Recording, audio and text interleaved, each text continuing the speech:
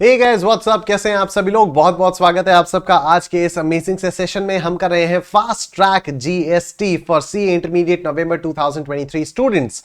कल हम लोगों ने जीएसटी स्टार्ट किया था, इंट्रोडक्शन टू जीएसटी खत्म हो गया था और आज हम लोगों को जीएसटी का सेकंड चैप्टर करना है, सप्लाई अंडर जीएसटी। ठीक है, जितने भी स्टूडेंट्स यहां पर नए हैं आप लोगों को अपने बारे में थोड़ा सा बता देता हूं। So this is me, my name is Nishant Kumar. I am a chartered accountant by qualification and an educator by passion. I am the co-founder of Ekagrata Eduserves. I am the author of various books. मेरी नवंबर 23 के लिए DT और IDT दोनों की books आ चुकी हैं। ठीक है, this is the book for direct taxation, sorry this is the book for GST and this is the book for direct taxation. ये दोनों बुक्स मेरी आउट हो चुकी हैं, दोनों बुक्स रिलीज्ड हैं। इनमें बहुत सारे अमेंडमेंट्स, क्वेश्चंस वगैरह सबकी बहुत सारा कलेक्शन है।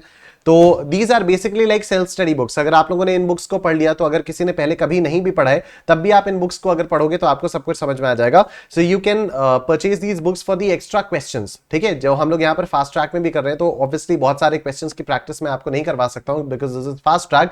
लेकिन अगर आप ये बुक्स लोगे तो इसमें आपको लेटेस्ट अमेंडमेंट्स जितने भी आए हैं जो कि नवंबर 23 के लिए एप्लीकेबल है वो भी मिलेंगे और आपको बहुत सारे उससे रिलेटेड अपडेटेड क्वेश्चंस भी मिलेंगे जो हम लोगों ने रेगुलर क्लासेस में भी नहीं किए हुए थे। तो वो भी एक्स्ट्रा क्वेश्चंस यहाँ पर मैंने आप लोगों को डालकर दिए हुए हैं। Right, so you can purchase these books from my website www.kumarnishant.com। ठीक, I've taught thousands of students in the last 7 years. I've been an educator at an academy formerly. This is my Instagram handle, CA Nishant Kumar.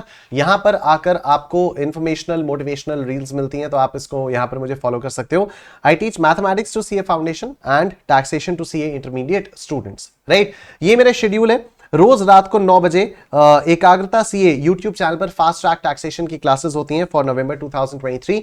मई 2024 के लिए एकाग्रता की app पर सुबह 10:15 बजे मेरी class चलती है जहां पर मैं इनकम टैक्स पढ़ाता हूं मई 24 के लिए, और दोपहर को 3 बजे क्लास चलती है जहां पर मैं जीएसटी पढ़ाता हूं। इसके लिए आपको एकाग्रता ऐप का सब्सक्रिप्शन लेना होगा और आज रात 12 बजे तक आप लोगों को मिल रहा है फ्लैट 50% का डिस्काउंट। तो बोथ ग्रुप्स का अगर आप कॉम्बो परचेज कर सकते हो तो करते हो तो वो आपको सिर्फ 27,000 रुपीज में मिल जाता है। राइट, आपके पास बहुत सारे ऑप्शंस हैं, इंडिविजुअल सब्जेक्ट्स के भी, ग्रुप्स के भी, कॉम्बोस के भी, और अलग अलग वैलिडिटी के हिसाब से भी है कि आप 6 महीने की वैलिडिटी चाहते हो या 9 महीने की वैलिडिटी चाहते हो वगैरह वगैरह। तो उसके हिसाब से you can just simply visit our website www.ekagrata.co.in और वहां पर जाकर आपको ये सारी की सारी चीजें मिल जाएंगी। राइट, इससे रिलेटेड जो भी प्लेलिस्ट और नोट्स वगैरह है उसका लिंक आपको इस वीडियो के डिस्क्रिप्शन में मिल जाएगा। एक्स्ट्रा क्वेश्चंस के लिए आप मेरी वेबसाइट पर जा सकते हो www.kumarnishant.com और वहां पर टैक्स को परचेज कर सकते हो। मई 2024 से के आगे वाले अटेम्प्ट्स के लिए, मई 24 वाले अटेम्प्ट के लिए भी ये वाले सेशंस रेलेवेंट नहीं हैं। ये वाले सेशंस बिल्कुल भी रेलेवेंट नहीं हैं। ठीक है, चलो सर स्टार्ट करते हैं अपना डिस्कशन ऑन सप्लाई। ठीक है, तो मैंने आप लोगों को कल बताया था कि जीएसटी किस पर लगता है। जीएसटी लगता है ऑन सप्लाई ऑफ गुड्स और सर्विसेज और बोथ। अब आज वाले चैप्टर में हम लोग सप्लाई के बारे में बात करेंगे, हम लोग गुड्स के बारे में बात करेंगे, हम लोग सर्विसेज के बारे में बात करेंगे। ठीक है, इसको क्या हो गया ये, हाँ, तो आज वाले सेशन में हम लोग सप्लाई, गुड्स, सर्विसेज, इन सारी चीजों के बारे में बात करेंगे। तो देखो, जो टैक्सेबल इवेंट होता है ना जीएसटी में, वो होता है सप्लाई। जीएसटी में जो टैक्सेबल इवेंट होता है वो होता है सप्लाई। अब सप्लाई में आप लोगों को पता होगा एक सेक्शन होता है, सेक्शन नंबर 7। अब सेक्शन 7 के अंदर बहुत सारी चीजें हैं और बेसिकली पूरा का पूरा सप्लाई जो है वो सेक्शन 7 में समाया हुआ है। राइट, तो मैंने आप लोगों के लिए एक चार्ट बनाया है सेक्शन 7 का, मैंने आप लोगों के लिए चार्ट बनाया है। ऑफ कोर्स ये चार्ट भी आप लोगों को नोट्स वाले फोल्डर में मिल जाएगा तो आप लोग वहां से देख सकते हो। तो सेक्शन 7 के अंदर ये रहा आपका सेक्शन 7। ठीक है, ये रहा आपका सेक्शन 7। इसके अंदर 4 सबसेक्शंस हैं। एक है सबसेक्शन 1, ठीक है, फिर हमारे पास आता है सबसेक्शन 1A, फिर आता है सबसेक्शन 2 और फिर आता है सबसेक्शन 3। ठीक है, सबसेक्शन 1 जो है ये बात करता है कि कौन कौन सी चीजें सप्लाई हैं। मतलब यहां पर बेसिकली ये होता है सप्लाई इंक्लूड्स। ठीक है, जो सेक्शन 7 सबसेक्शन 1 है that basically talks about supply में क्या क्या आएगा। जो सेक्शन 7 सबसेक्शन 1A है ये बताता है कि इसमें बेसिकली शेड्यूल 2 आता है और ये बताती हैं कि ये जो एक्टिविटीज हैं इनको आपको सप्लाई ऑफ गुड्स मानना है या इनको आपको सप्लाई ऑफ सर्विसेज मानना है। जो सेक्शन 7.2 है उसके अंदर शेड्यूल 3 होता है, वो बताता है कि इन एक्टिविटीज को ना तो सप्लाई ऑफ गुड्स मानना है और ना ही सप्लाई ऑफ सर्विसेज मानना है। ठीक है। और जो सेक्शन 7 सब सेक्शन 3 है वो कहता है कि देखो सरकार के पास पावर है, अगर आगे चलकर किसी एक्टिविटी को लेकर कोई डिस्प्यूट आता है कि इसको सप्लाई ऑफ गुड्स मानना है या इसको सप्लाई ऑफ सर्विसेज मानना है, तो सरकार के पास पावर है कि जीएसटी काउंसिल के रिकमेंडेशंस के बेसिस पर सरकार नोटिफाई कर सकती है एक नोटिफिकेशन के जरिए कि इस एक्टिविटी को सप्लाई ऑफ गुड्स मानना है या इसको सप्लाई ऑफ सर्विसेज मानना है। ठीक है, तो शेड्यूल 2 शेड्यूल 3 इसके बारे में हम लोग बाद में डिटेल में बात करेंगे। अभी आ जाओ आप लोग सेक्शन 7 सबसेक्शन 1 के बारे में, सप्लाई में क्या क्या आता है। ठीक है, सेक्शन 7 सबसेक्शन 1 में बोला जा रहा है कि सप्लाई में क्या क्या आता है। इसके अंदर 4 क्लॉजेस हैं, इसके अंदर 4 क्लॉजेस हैं। इसके अंदर एक है क्लॉज ए, एक है क्लॉज AA, एक है क्लॉज बी और फिर एक आ जाता है आपके पास क्लॉज सी। ठीक है, क्लॉज ए क्या कहता है? क्लॉज ए कहता है कि supply includes all forms of supply, हर तरह की सप्लाई ऑफ गुड्स और सर्विसेज और बोथ। तो हर प्रकार की सप्लाई किसकी? गुड्स या सर्विसेज या दोनों की, यानी गुड्स या सर्विसेज के अलावा अगर आपने कोई चीज की तो उसको सप्लाई नहीं माना जाएगा। Made or agreed to be made, या तो आपने वो सप्लाई दे दी हो या तो वो सप्लाई आप करने वाले हो। Made or agreed to be made such as मतलब for example sale, transfer, barter, exchange, licence, rental, lease, disposal. अब रेगुलर क्लासेस में मैंने आपको इन सारे पॉइंट्स का मतलब बताया था कि सेल का मतलब क्या होता है, ट्रांसफर का मतलब क्या होता है वगैरह वगैरह, लेकिन यहां पर फास्ट ट्रैक में उतना जानने की कोई खास जरूरत है नहीं। आप बस इतना मान के चलो कि सप्लाई में ये सारी चीजें आती हैं, लेकिन सिर्फ यही सारी चीजें नहीं, इनके अलावा और भी जो भी चीजें हैं सप्लाई में वो सारी चीजें भी आ जाती हैं। ठीक है, लेकिन यहां पर 2 कंडीशंस का होना बहुत जरूरी है। एक तो यहां पर कंसिडरेशन होना चाहिए और दूसरा यहां बिजनेस एक्टिविटी का होना बहुत जरूरी होता है। मतलब ये सारी की सारी जो चीजें आपने की ये आपको कंसिडरेशन के लिए आपने की हो और इस पे ये आपने बिजनेस पर्पस के लिए की हो, राइट। जैसे मेरा कोई पुराना फोन है, अगर मैं इसको बेच देता हूं तो क्या ये मेरा बिजनेस है अपना फोन, पुराना फोन बेचना? नहीं। तो मैं फोन बेचूंगा, भले ही कंसिडरेशन आएगी, तो I will be selling my phone for a consideration, but क्योंकि मेरा फोन बेचना एक बिजनेस एक्टिविटी नहीं होगी, इसलिए इसको सप्लाई नहीं माना जाएगा। ठीक है, तो यहां पर सबसे पहली बात क्या हो गई? 7(1)(a) में supply includes all forms of supply of goods और सर्विसेज और both such as sale, transfer, barter, exchange, licence, rental, lease, disposal, made or agreed to be made by a person मतलब taxable person, for a consideration in the course और furtherance of business. ठीक है, in the course और furtherance of business, ये 2 चीजें यहां पर होनी बहुत जरूरी है, राइट। ये तो था आपका सेक्शन 7(1)(a). सेक्शन 7(1)(b) कहता है कि एक ऐसी एक्टिविटी है जिसमें कंसिडरेशन तो है, लेकिन अगर बिजनेस पर्पस नहीं भी हो तब भी उसको हम सप्लाई मान लेंगे। ठीक है, 7(1)(b) कहता है कि एक ऐसी एक्टिविटी है जिसमें कंसिडरेशन होना चाहिए, लेकिन अगर बिजनेस पर्पस नहीं भी हो, मतलब अगर आपने उसको पर्सनल पर्पस के लिए भी किया है तब भी उसको सप्लाई मान लेंगे, and that is import of services. ठीक है, तो import of services for a consideration even if it is not made in the course or furtherance of business, चाहे बिजनेस के लिए हो चाहे बिजनेस के लिए ना हो। तो देखो यहां पर मैंने ये इसी तरह से यहां पर सिंबल्स बना रखे हैं कि कंसिडरेशन तो श्योर है, कंसिडरेशन तो हमें चाहिए ही चाहिए, लेकिन बिजनेस से पहले मैंने क्वेश्चन मार्क लगा रखा है, इंडिकेटिंग देयर बाय कि बिजनेस पर्पस हो भी सकता है, बिजनेस पर्पस नहीं भी हो सकता, लेकिन फिर भी इंपोर्ट ऑफ सर्विसेज को सप्लाई माना जाएगा। ठीक है, ये तो कंसिडरेशन वाली बात हो गई और ये बिजनेस वाली बात हो गई। अभी आप लोग देख रहे हो कि यहां पर भी कंसिडरेशन कितनी इंपॉर्टेंट वैल्यू रखता है, और यहां इंपोर्ट ऑफ सर्विसेज में भी कंसिडरेशन कितनी इंपॉर्टेंट वैल्यू रखता है। लेकिन अब आओ आप सेक्शन 7(1)(c) में। सेक्शन 7(1)(c) में शेड्यूल 1 आता है, और शेड्यूल 1 कहता है कि कुछ 4 एक्टिविटीज ऐसी हैं जिनको आप सप्लाई मानोगे इवन विदाउट कंसिडरेशन। ठीक है, सेक्शन 7(1)(c) कहता है कि कुछ 4 एक्टिविटीज ऐसी हैं जिनको आपको सप्लाई मानना होगा even if they are made without any consideration. ठीक है, तो अभी आप लोग देख रहे हो कंसिडरेशन का होना कितना जरूरी है। देखो 7(1)(a) ने साफ साफ बोला all forms of supply of goods और सर्विसेज और both such as sale, transfer, barter, exchange, licence, rental, lease, disposal, made or agreed to be made by a person for a consideration in the course और furtherance of business, right. तो यहां पर consideration का होना जरूरी है। फिर मैंने आपको 7(1)(a) अभी नहीं करवाया, मैंने आपको 7(1)(b) बताया। 7(1)(b) में मैंने आपको बताया कि import of services for a consideration even if they are made without whether not in the course of furtherance of business, उसको भी सप्लाई माना जाएगा। मतलब इंपोर्ट ऑफ सर्विसेज के लिए भी कंसिडरेशन होना बहुत जरूरी है। 7(1)(c) कहता है कि शेड्यूल 1 की कुछ एक्टिविटीज हैं जो अगर कंसिडरेशन के लिए ना भी की गई हो तब भी उनको सप्लाई मान लिया जाएगा। इसके अंदर 4 एक्टिविटीज आती हैं। सबसे पहली एक्टिविटी है परमानेंट ट्रांसफर या disposal of business assets on which ITC has been availed.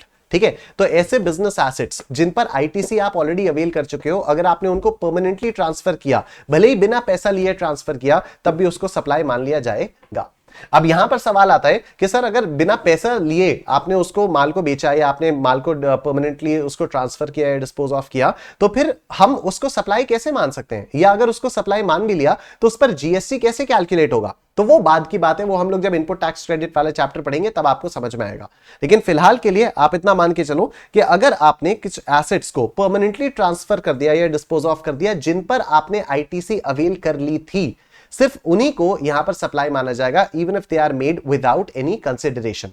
Right, अब यहां पर 2 चीजें आती हैं। कई बार तो आईटीसी ब्लॉक्ड होता है, जैसे मोटर कार्स पर, जैसे जब मैंने कार खरीदी थी 2 साल पहले, तो उस पर मैं आईटीसी नहीं ले पाया था, उस पर जो भी मैंने जीएसटी पे किया था उसका मैं आईटीसी नहीं ले पाया था। क्यों नहीं ले पाया था? क्योंकि उस पर आईटीसी ब्लॉक्ड था। तो है तो वो कार मेरा बिजनेस एसेट, तो अब अगर मैं अपनी कार को कहीं पर ट्रांसफर कर दूंगा विदाउट एनी कंसिडरेशन, तो क्या इसको भी सप्लाई माना जाएगा? The answer is no. Why not? क्योंकि उस पर जो मैंने जीएसटी पे किया था उसका आईटीसी मैं अभी अवेल नहीं कर पाया हूं। राइट, दूसरी चीज, मान लो मैंने कोई बिजनेस एसेट खरीदा होता और उसका जानबूझकर मैंने आईटीसी क्लेम नहीं किया, मैंने जानबूझकर उसका जीएसटी का आईटीसी क्लेम नहीं किया, तो अब अगर मैं ऐसे एसेट को ट्रांसफर करता हूं, अलाउड था लेकिन मैंने जानबूझकर क्लेम नहीं किया, अब अगर मैं किसी ऐसे एसेट को ट्रांसफर करता हूं तो उसके परमानेंट ट्रांसफर या डिस्पोजल पर क्या सप्लाई माना जाएगा even if it is made without consideration? तो द आंसर इज नो। तो यहां पर पैरा 1 में, शेड्यूल 1 के पैरा 1 में वही वाली एक्टिविटीज आती हैं, उन्हीं एसेट्स का परमानेंट ट्रांसफर या डिस्पोजल आता है जिन पर आप आईटीसी ऑलरेडी ले चुके हो। अगर आपने आईटीसी पहले नहीं ली थी तो अब अगर आप उनका विदाउट कंसिडरेशन यानी परमानेंट ट्रांसफर या डिस्पोजल करते हो तो उस पर आईटीसी, तो उस पर जीएसटी नहीं लगेगा, मतलब उसको सप्लाई नहीं माना जाएगा। ठीक है, दिस वाज पैरा 1। शेड्यूल 1 में 4 एक्टिविटीज हैं। ठीक है, शेड्यूल 1 के अंदर 4 एक्टिविटीज हैं, यानी ये 4 एक्टिविटीज ऐसी हैं कि जिनको अगर आपने विदाउट कंसिडरेशन किया तब भी उसको सप्लाई मान लिया जाएगा। एक एक्टिविटी हमारी हो गई परमानेंट ट्रांसफर या disposal of business assets on which ITC has been availed. ठीक है, दूसरा आता है transactions between related persons and distinct persons. अब रिलेटेड पर्संस की डेफिनेशन बड़ी कॉमन सेंसिकल है कि अगर मेरा आपके ऊपर कंट्रोल है तो आप और मैं रिलेटेड पर्संस हो गए, अगर मेरा 2 लोगों के ऊपर कंट्रोल है तो वो दोनों आपस में रिलेटेड पर्संस हो गए, अगर 2 लोग मिलकर मुझे कंट्रोल कर रहे हैं तो वो 2 लोग आपस में रिलेटेड पर्संस हो गए, मेरे पास आपकी 25% से ज्यादा शेयर होल्डिंग है तो आप और मैं रिलेटेड पर्संस हो गए, अगर आपकी ऑर्गेनाइजेशन के सारे फाइनेंशियल डिसीजंस मैं ले रहा हूं तो आप और मैं रिलेटेड पर्संस हो गए, मेरी ऑर्गेनाइजेशन के सारे फाइनेंशियल डिसीजंस अगर आप ले रहे हो तो आप और मैं रिलेटेड पर्संस हो गए, मैं आपकी कंपनी का डायरेक्टर, आप मेरी कंपनी के डायरेक्टर, हम दोनों रिलेटेड पर्संस हो गए, एंड सो ऑन। राइट, तो रिलेटेड पर्संस की डेफिनेशन बहुत सारी है, इसमें से 2 चीजों को हम लोगों को ध्यान में रखना है। एक तो एम्प्लॉयर एम्प्लॉई भी रिलेटेड पर्संस होते हैं, लेकिन अगर एम्प्लॉयर अपने एम्प्लॉय को 50,000 रुपीज तक की गिफ्ट्स देता है तो वो एग्जेम्प्ट होते हैं इवन विदाउट कंसिडरेशन। ठीक है, अगर एम्प्लॉयर अपने एम्प्लॉय को 50,000 रुपीज तक की गिफ्ट्स देता है, ये देखो, अगर एम्प्लॉयर अपने एम्प्लॉय को 50,000 रुपीज तक की गिफ्ट्स देता है तो वो एग्जेम्प्ट हो जाता है। ठीक है, उसके बाद आता है family. Members of the same family are related persons. लेकिन अब बात आती है यहां पर फैमिली को डिफाइन किस तरह से किया गया है। तो यहां पर फैमिली को डिफाइन किया गया है स्पाउस और चिल्ड्रन, मतलब स्पाउस और चिल्ड्रन तो कंफर्म्ड फैमिली मेंबर्स हैं आपके। ठीक है, स्पाउस और चिल्ड्रन तो आपके कंफर्म्ड फैमिली मेंबर्स हैं, मतलब मेरी स्पाउस और मेरे चिल्ड्रन ये मेरे रिलेटेड पर्संस हैं, ये मेरे फैमिली मेंबर्स हैं, ये मेरे रिलेटेड पर्संस हैं। कुछ कंडीशनल फैमिली मेंबर्स भी होते हैं, वो होते हैं पेरेंट्स, ग्रैंड पेरेंट्स और सिबलिंग्स। ठीक है, पेरेंट्स, ग्रैंड पेरेंट्स और सिबलिंग्स को हम रिलेटेड पर्संस तभी मानेंगे अगर ये होली या मेनली आप पर डिपेंडेंट हैं तो। ठीक है, मतलब अगर मेरे ग्रैंड पेरेंट्स या मेरे पेरेंट्स या मेरे भाई बहन मुझ पर होली या मेनली फाइनेंशियली डिपेंडेंट है, तभी उनको हम लोग रिलेटेड पर्संस मानेंगे, अदरवाइज उनको हम लोग रिलेटेड पर्संस नहीं मानेंगे। ठीक है, उसके बाद बात आती है डिस्टिंक्ट पर्संस के बारे में। तो जीएसटी का जो रजिस्ट्रेशन है वो हर स्टेट के लिए आपको अलग अलग लेना होता है और वो आपके पैन नंबर पर बेस्ड होता है।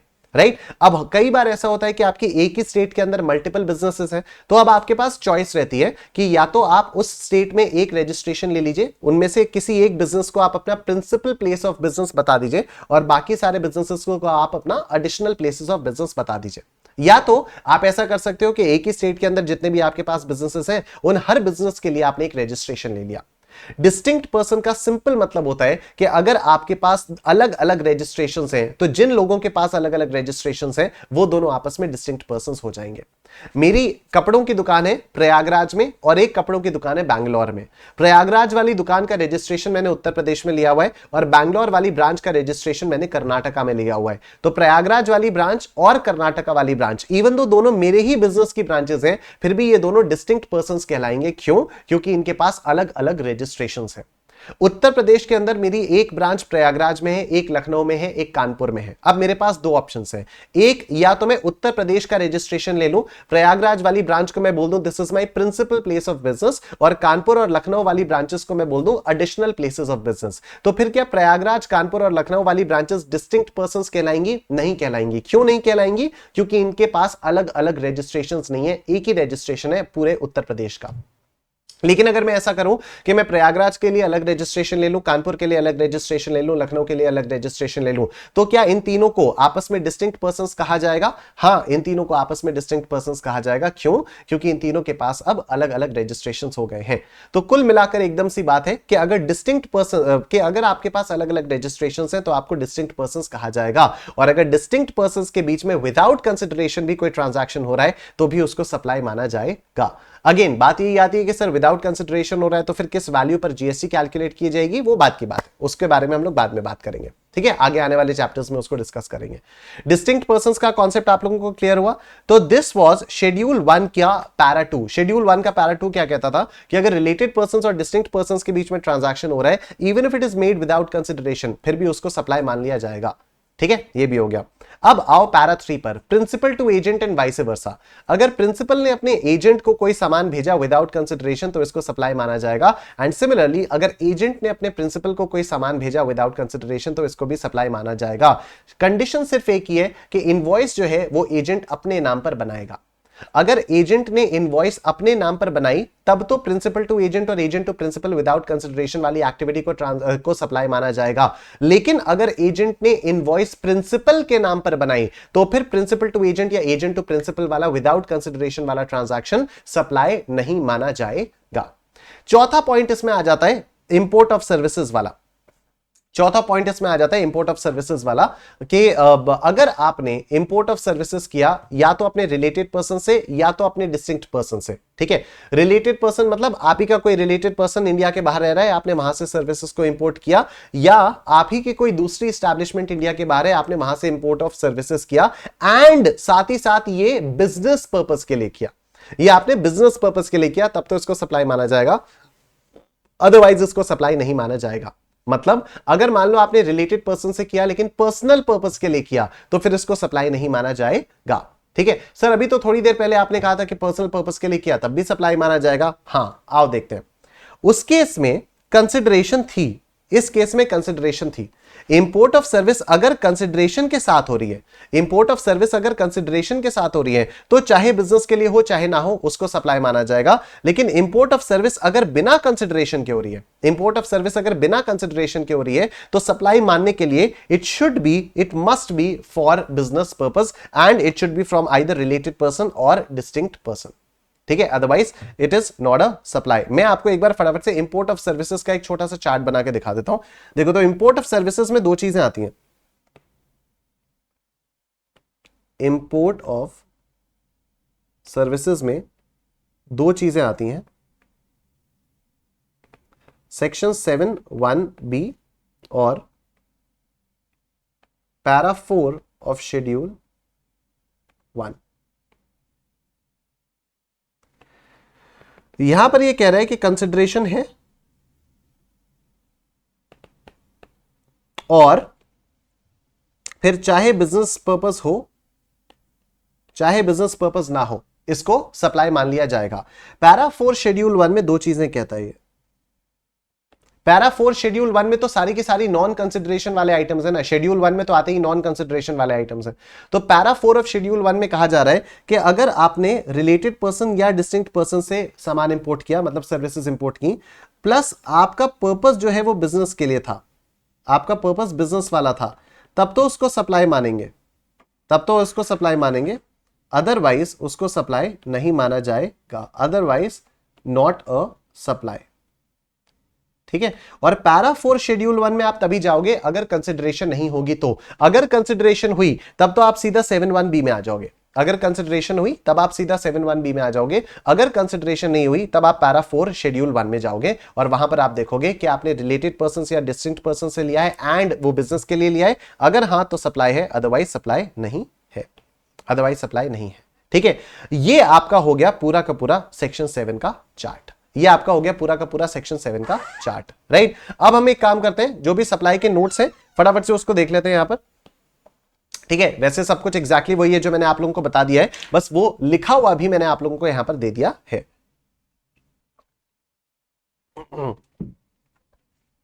देखो,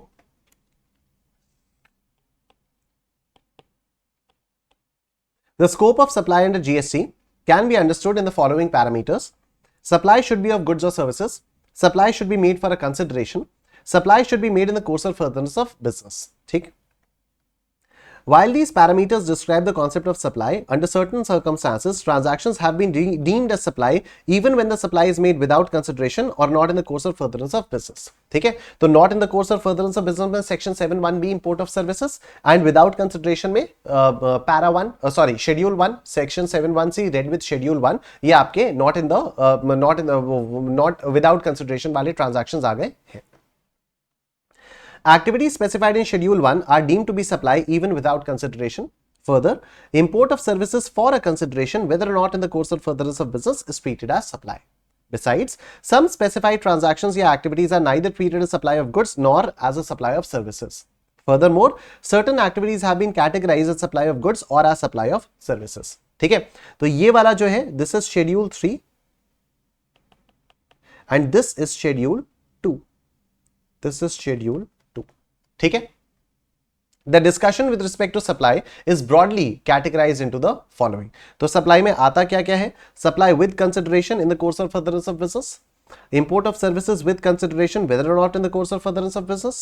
Supply without consideration.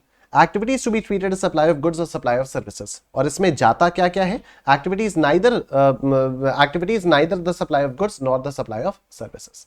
ठीक है, आओ supply for consideration the course of furtherance of business section 7(1)(a) के बारे में बात करते हैं। तो supply includes sale, transfer, barter, exchange, licence, rental, lease, disposal for a consideration in the course of furtherance of business. ठीक है, फिर नेक्स्ट चीज आती है supply for consideration by any person other than individual to its members और constituents और vice versa for cash, deferred payment or other valuable consideration. ये section 7(1)(a) आ जाता है। तो सेक्शन 7(1)(a) मैं आप लोगों को बताना ही भूल गया यहां पर। ठीक है, तो क्या होता है, जैसे कोई एसोसिएशन ऑफ पर्संस है, जैसे रेजिडेंट वेलफेयर एसोसिएशन है, वो अगर अपने मेंबर्स को किसी थोड़ी सी फीस के लिए कुछ सर्विसेज प्रोवाइड कर रही है तो उसको भी सप्लाई मान लिया जाता है। पहले इस पर डिस्प्यूट होता था, अब इस पर कोई डिस्प्यूट नहीं है क्योंकि सरकार ने 7(1)(a) यहां पर इंट्रोड्यूस कर दिया है। तो कोई भी person other than an individual, मतलब कोई भी एसोसिएशन ऑफ पर्संस या कुछ भी इस टाइप का हो गया, अगर वो अपने मेंबर्स को कुछ पैसे के लिए सर्विसेज सप्लाई कर रहा है तो उसको सप्लाई बोला जाएगा, उसको सप्लाई बोला जाएगा। बस इतनी सी बात है। ठीक है, तो ये है supply for consideration by any person other than an individual to its members और कॉन्स्टिट्यूएंट्स और vice versa for cash, deferred payment or other valuable consideration section 7(1)(a). Import of services for consideration whether not in the course of furtherance of business. तो यहां पर supply should be in the course of furtherance of business. दूसरा, the exception to the said rule is import of services is deemed as supply even if the same has been imported not in the course or furtherance of business. ठीक है, उसके बाद आप section 7(1)(c) read with schedule 1 पे आ जाओ। Section 7(1)(c) read with schedule 1 देखो, deemed supply होती है ये। This includes all supplies made to a taxable or non-taxable person even if the same is without consideration. These are specifically mentioned in schedule 1 appended to the CGST Act. As per schedule 1, in the following 4 cases, supplies made without consideration will be treated as supply under section 7. ठीक है, कौन कौन सी आओ देखते हैं। Let's see. तो सबसे पहला परमानेंट ट्रांसफर या डिस्पोजल ऑफ बिजनेस एसेट्स। तो if the business assets on which ITC has been availed are permanently transferred or disposed of, it is treated as supply even if it is made without consideration.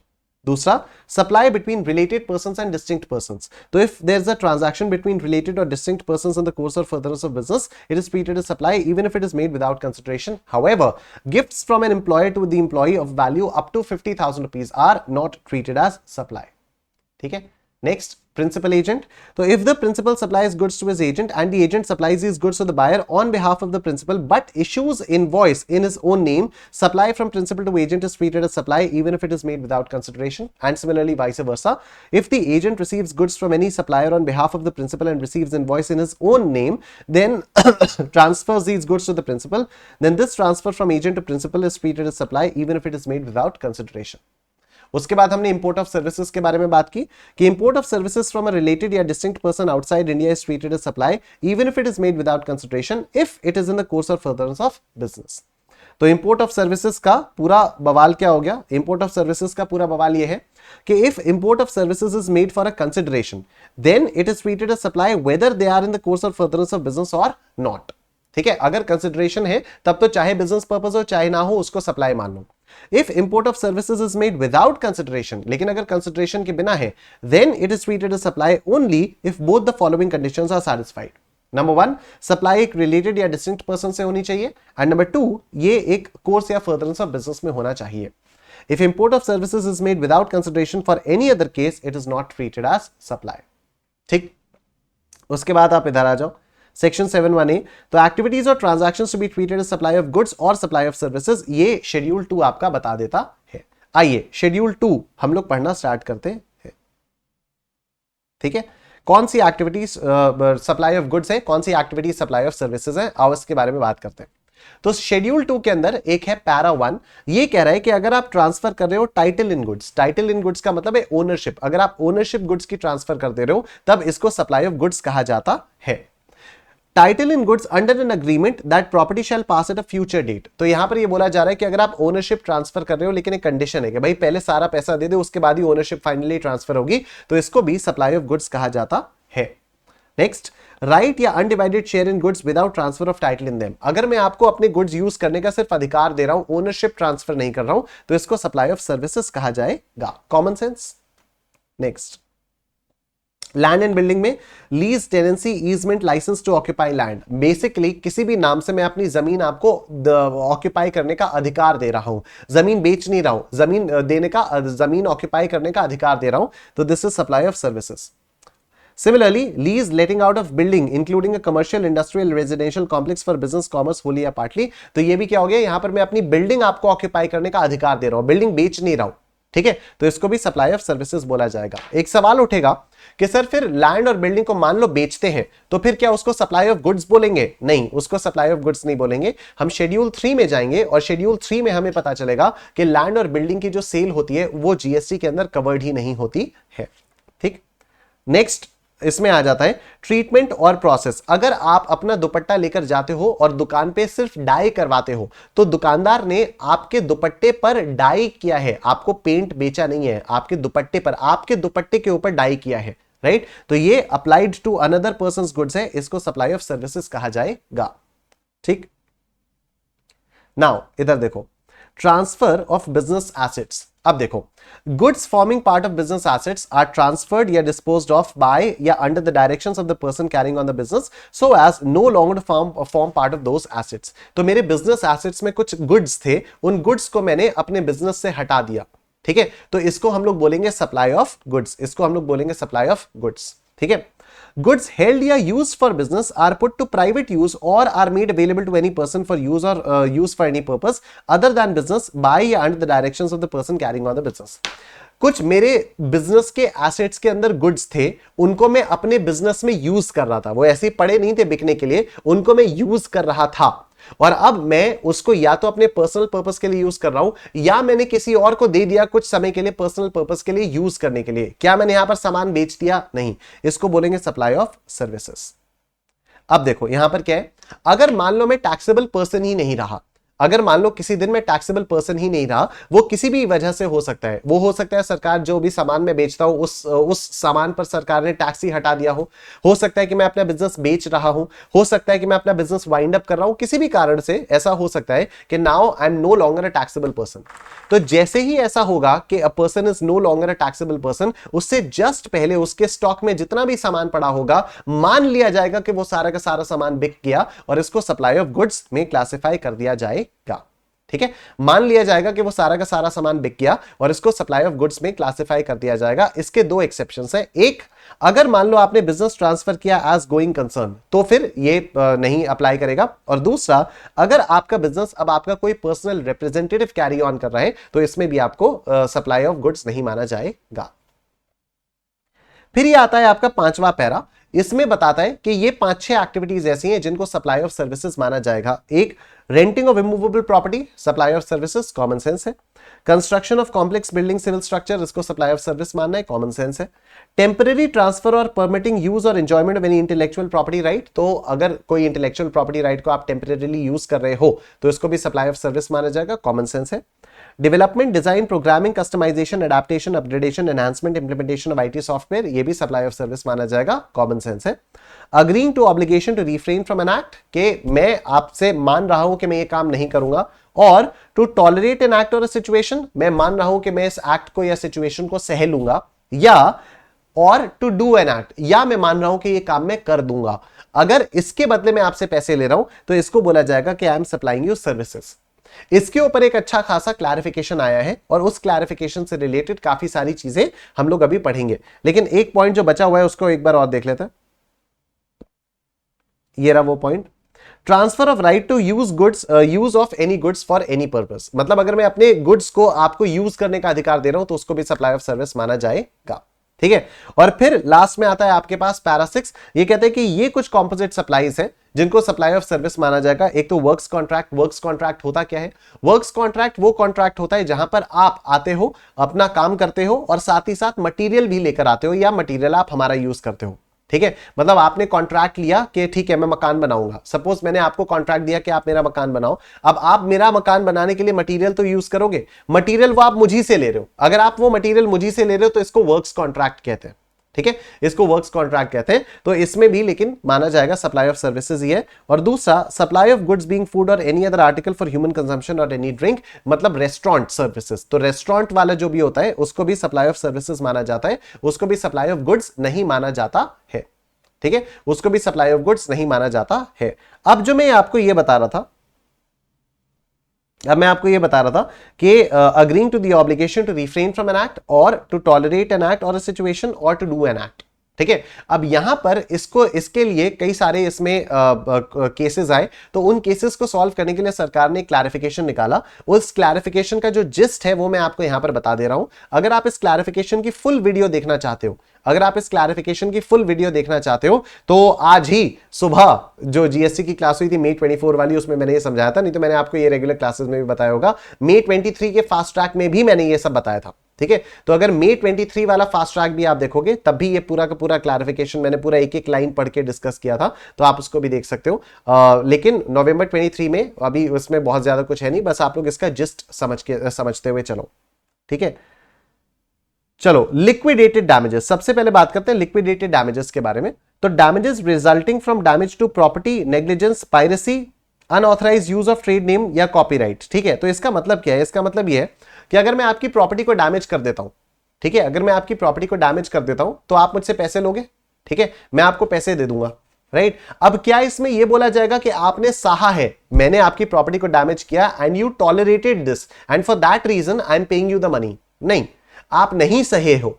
ठीक है, आपने इस चीज को नहीं सहा है। You asked me for money for not tolerating me vandalising your property, right. मैंने आपकी प्रॉपर्टी की चोरी की, आपकी प्रॉपर्टी को चोट पहुंचाई, ये आपसे नहीं बर्दाश्त हुआ, इसलिए तो आपने मुझसे पैसे लिए। ठीक है, तो this can not be said to have fallen under the heading के agreeing to obligation to tolerate an act और अ सिचुएशन। तो हम ये नहीं कह सकते कि आप ये लिक्विडेटेड डैमेजेस मुझसे ले रहे हो टू टॉलरेट द एक्ट और सिचुएशन। इनफैक्ट आप मुझसे ये लिक्विडेटेड डैमेजेस वगैरह ले रहे हो to not tolerate, and hence this will not be taxable. Next, penalty stipulated in a contract for delayed construction of houses. तो जो भी, अच्छा, डिलेड कंस्ट्रक्शन ऑफ हाउसेस है, आपको अपना मकान बनवाना है, एकदम कॉमन सेंस लगाना, आपको अपना मकान बनवाना है, आपने किसी कॉन्ट्रैक्टर से कहा कि मेरा मकान बनवा दो। अब आपने उस कॉन्ट्रैक्टर से कहा कि अगर 6 महीने के अंदर अंदर मकान नहीं बना तो मैं आपसे पेनल्टी लूंगा, ठीक है। अब आप क्यों लगा रहे हो पेनल्टी? आप पेनल्टी उस पर इसलिए लगा रहे हो जिससे वो 6 महीने के अंदर अंदर मकान बनाकर कंप्लीट करे। You are discouraging him to prolong the construction of the houses, ठीक है। आप इस बात से खुश नहीं हो रहे हो कि हाँ देर से बनाएगा तो मेरे को ज्यादा पैसा मिलेगा, ठीक है। तो ये अग्रीमेंट नहीं है, एक्सप्रेस नहीं है, कुछ नहीं है, तो इसलिए this will be not taxable. मतलब we can not say that you are taking this penalty money to tolerate, ठीक है, you are taking this money to not tolerate prolonged construction of houses, ठीक है। आगे देखो, forfeiture of earnest money by a seller in case of breach of an agreement to sell in an immovable property by the buyer or by government or local authority in the event of successful bidder failing to act after winning the bid for allotment of natural resources। तो ये भी क्या हो जाएगा? Not taxable हो जाएगा। मेरा आपके साथ अग्रीमेंट हुआ, सपोज मेरा आपके साथ अग्रीमेंट हुआ और आपने मुझसे कहा कि आप मेरा मकान खरीदोगे, मैंने आपसे 1 लाख रुपया एडवांस ले लिया, अब आप बाद में कह रहे हो नहीं नहीं नहीं, नहीं मैं तो मकान नहीं खरीदूंगा। अरे यार, तो बाद में क्यों बोल रहे हो? ठीक है, बाद में नहीं बोल रहे हो तो मैं 1 लाख रुपए आपको वापस नहीं दूंगा, मैं 1 लाख रुपए को फोरफिट कर लूंगा। ये 1 लाख रुपए मैंने क्यों फोरफिट किया? क्योंकि मेरा नुकसान हुआ ना। जितने टाइम आपने मेरे को टहलाए रखा उतने टाइम मैंने बाकी बायर्स को तो मना किया कि नहीं नहीं नहीं नहीं बेचना मुझे, मैं तो आपसे वो अग्रीमेंट कर चुका हूं। बाद में आपने आके मेरे को टहला दिया। तो I am not charging this to tolerate this, I am charging this to not tolerate so as to discourage you, ठीक है। तो this will also not be taxable. आगे देखो, a contract may provide that payment by recipient of the goods or services shall be made before a certain date and failure to make payment by the due date shall attract late fee or penalty। ये taxable आपका हो जाएगा if the principal supply is taxable, ठीक है, ये आपका taxable हो जाएगा। A contract for transport of passengers may stipulate that the ticket amount shall be partly or wholly forfeited if the passenger does not show up। अगर आप ने train या फ्लाइट का टिकट कराया और आप नहीं गए, ट्रैवल आपने नहीं किया, तो पूरे टिकट का पैसा फोरफिट हो जाएगा, ये भी टैक्सेबल हो जाएगा, ठीक। A contract for package tour may stipulate forfeiture of security deposit in the event of cancellation of tour by the customer, ये भी आपका टैक्सेबल हो जाएगा। Next, a contract for lease of movable or immovable property may stipulate that the lessee shall not terminate the lease before a certain period, and if he does so, he will have to pay certain amount as early termination fee or penalty। ठीक है, तो यहां पर है कि lease वाला एक जो टेन्योर है, लीज की ड्यूरेशन से पहले आप लीज को एंड नहीं करोगे, और अगर आपने लीज की ड्यूरेशन से पहले लीज को एंड किया तो आपको अर्ली टर्मिनेशन फी या पेनल्टी पे करना पड़ेगा, ये भी आपका टैक्सेबल हो जाएगा, ठीक। Some banks similarly charge prepayment penalty if borrower wishes to repay the loan before the maturity of the loan payment। ये भी आपका टैक्सेबल हो जाएगा, मतलब प्रीपेमेंट चार्जेस, लोन के प्रीपेमेंट चार्जेस भी आपके ये हो जाएगा। चेक डिसऑनर फाइन या पेनल्टी, ये आपकी टैक्सेबल नहीं होती है। Again the logic is the same, क्योंकि आप ये चाहते नहीं हो कि सामने वाले का चेक डिसऑनर हो तो मैं उससे पेनल्टी लूं, ठीक है, तो इंटेंशन इज नॉट दैट, तो this will not be taxable. Penalty impose for violation of loss, this is again not taxable. मैं एक बार फिर से बता रहा हूं, ये अगर आप लोग इसका डिटेल एक्सप्लेनेशन देखना चाहते हो ना, तो आप सिंपली यूट्यूब पर सर्च करोगे May 23 fast track Nishant Kumar, ठीक है, supply of GST May 23 fast track Nishant Kumar, इतना आप YouTube पर सर्च करोगे आपको मेरे पुराने सेशंस मिल जाएंगे, और वहां पर मैंने ये पूरा का पूरा क्लैरिफिकेशन एकदम एंड में सप्लाई ऑफ जीएसटी के आई थिंक मैंने 3 सेशंस लिए थे, और एकदम एंड में मैंने पूरा का पूरा क्लैरिफिकेशन आप लोगों को इस चीज का पढ़ के बताया था, ठीक है, पूरा सिखाया था, पूरा समझाया था। Forfeiture of salary or payment of bond amount in the event of employee leaving the employment before the minimum agreed period, this is also not taxable। क्यों? क्योंकि हम जब उसको करते हैं, एम्प्लॉई से हम पैसा लेते हैं, जब एम्प्लॉई से हम उसकी सैलरी फोरफिट करते हैं या उससे पैसा लेते हैं, तो हमारा इंटेंशन ये होता है, हम उसको डिस्करेज करना चाहते हैं कि भाई तुम नॉन सीरियस एम्प्लॉई हो, तुम हमारे यहाँ नौकरी मत करो। अगर तुम हमारे यहाँ नौकरी करोगे तो 1 साल से पहले छोड़ोगे तो हम पेनल्टी लगाएंगे, ठीक है, तो this is also not taxable. Late payment surcharge और फी, दिस इज टैक्सेबल, ठीक है। लेट पेमेंट सरचार्ज और फी का मतलब क्या हो गया कि फोन का बिल पे करने में देर हो गई तो फिर उस पर कुछ लेट पेमेंट चार्जेस लगेंगे, वो टैक्सेबल हो जाते हैं। फिक्स चार्जेस ऑफ पावर, ये नॉट टैक्सेबल होता है। Electricity actually exempt from GST होती है, तो फिर चाहे इसमें फिक्स चार्जेस हो चाहे वेरिएबल चार्जेस हो, ये नॉट टैक्सेबल है। कैंसिलेशन चार्जेस टैक्सेबल है at the rate of principal supply, and forfeiture of earnest money by seller in case of breach of an agreement to sell an immovable property, ये not taxable है। इसके बारे में हम लोगों ने बात कर ली है, ठीक है। बस बाकी ये वाला हो गया, शेड्यूल 2 आपका हो गया। अब आओ शेड्यूल 3 के बारे में बात करते हैं। तो सबसे पहला है शेड्यूल 3 के अंदर services by an employ to employer in the course of furtherance in the course of और in relation to his employment, इसको ना तो सप्लाई ऑफ गुड्स माना जाता है ना ही सप्लाई ऑफ सर्विसेज माना जाता है। तो एम्प्लॉयर एम्प्लॉय का जो रिलेशन होता है, एम्प्लॉयर एम्प्लॉय का जो भी रिलेशन होता है, उसमें जो भी सर्विसेज एम्प्लॉय प्रोवाइड करता है अपने एम्प्लॉयर को, उस पर जीएसटी नहीं लगता, नहीं तो सैलरी पर जीएसटी लग जाने लगता। ठीक है, अब देखो, services provided by employee to employer in the course of और इन रिलेशन टू एम्प्लॉयमेंट, इस पर जीएसटी नहीं लगेगा। Amount paid by employer to employee for premature termination of employment, इस पर भी जीएसटी नहीं लगेगा। प्री मैच्योर के लिए अगर एम्प्लॉयर उसको पैसा देता है तो इसको इन द कोर्स ऑफ और इन रिलेशन टू एम्प्लॉयमेंट ही माना जाता है, तो इसलिए इस पर जीएसटी नहीं लगता है। Amount paid by employer to employee for not joining a competing business, now this service के भाई आप कंपीटिंग बिजनेस को ज्वाइन मत करिएगा, this service is not in the course of और इन रिलेशन टू एम्प्लॉयमेंट, इसीलिए इस पर जीएसटी लग जाता है। कैजुअल वर्कर्स कौन होते हैं? जो मजदूर टाइप के, दिहाड़ी मजदूर टाइप के जो होते हैं, जो परमानेंटली एम्प्लॉयड नहीं होते, तो उनको भी एम्प्लॉइज ही माना जाता है और उनको भी जो सैलरी आप देते हो, जो भी वेजेस देते हो, उस पर जीएसटी नहीं लगता है। तो wages paid by construction contractors to casual workers, उस पर जीएसटी नहीं लगेगा। Wages paid by security services agencies to casual workers, no, उस पर भी जीएसटी नहीं लगेगा। Amount paid by clients to contractors और सिक्योरिटी सर्विस एजेंसीज, यस, इस पर लगेगा, क्योंकि जो क्लाइंट है वो अगर कॉन्ट्रैक्टर्स को पैसा देगा या सिक्योरिटी सर्विस एजेंसीज को पैसा देगा तो उस पर तो जीएसटी लगेगा। ठीक है, वो कैजुअल वर्कर्स थोड़ी है, वो तो कॉन्ट्रैक्टर है। डायरेक्टर्स के बारे में बात करते हैं, तो हमारे पास दो टाइप के डायरेक्टर्स होते हैं। एक होते हैं हमारे पास होल टाइम डायरेक्टर्स या एग्जीक्यूटिव डायरेक्टर्स। जो होल टाइम डायरेक्टर्स या एग्जीक्यूटिव डायरेक्टर्स होते हैं वो जनरली कंपनी के एम्प्लॉइज ही कंसिडर किए जाते हैं। तो अगर उनको एम्प्लॉय यानी उनको सिर्फ डायरेक्टरशिप के लिए पैसा दिया जा रहा है तो फिर उस पर जीएसटी नहीं लगता, क्योंकि उनको एम्प्लॉइज ही कंसिडर किया जाता है।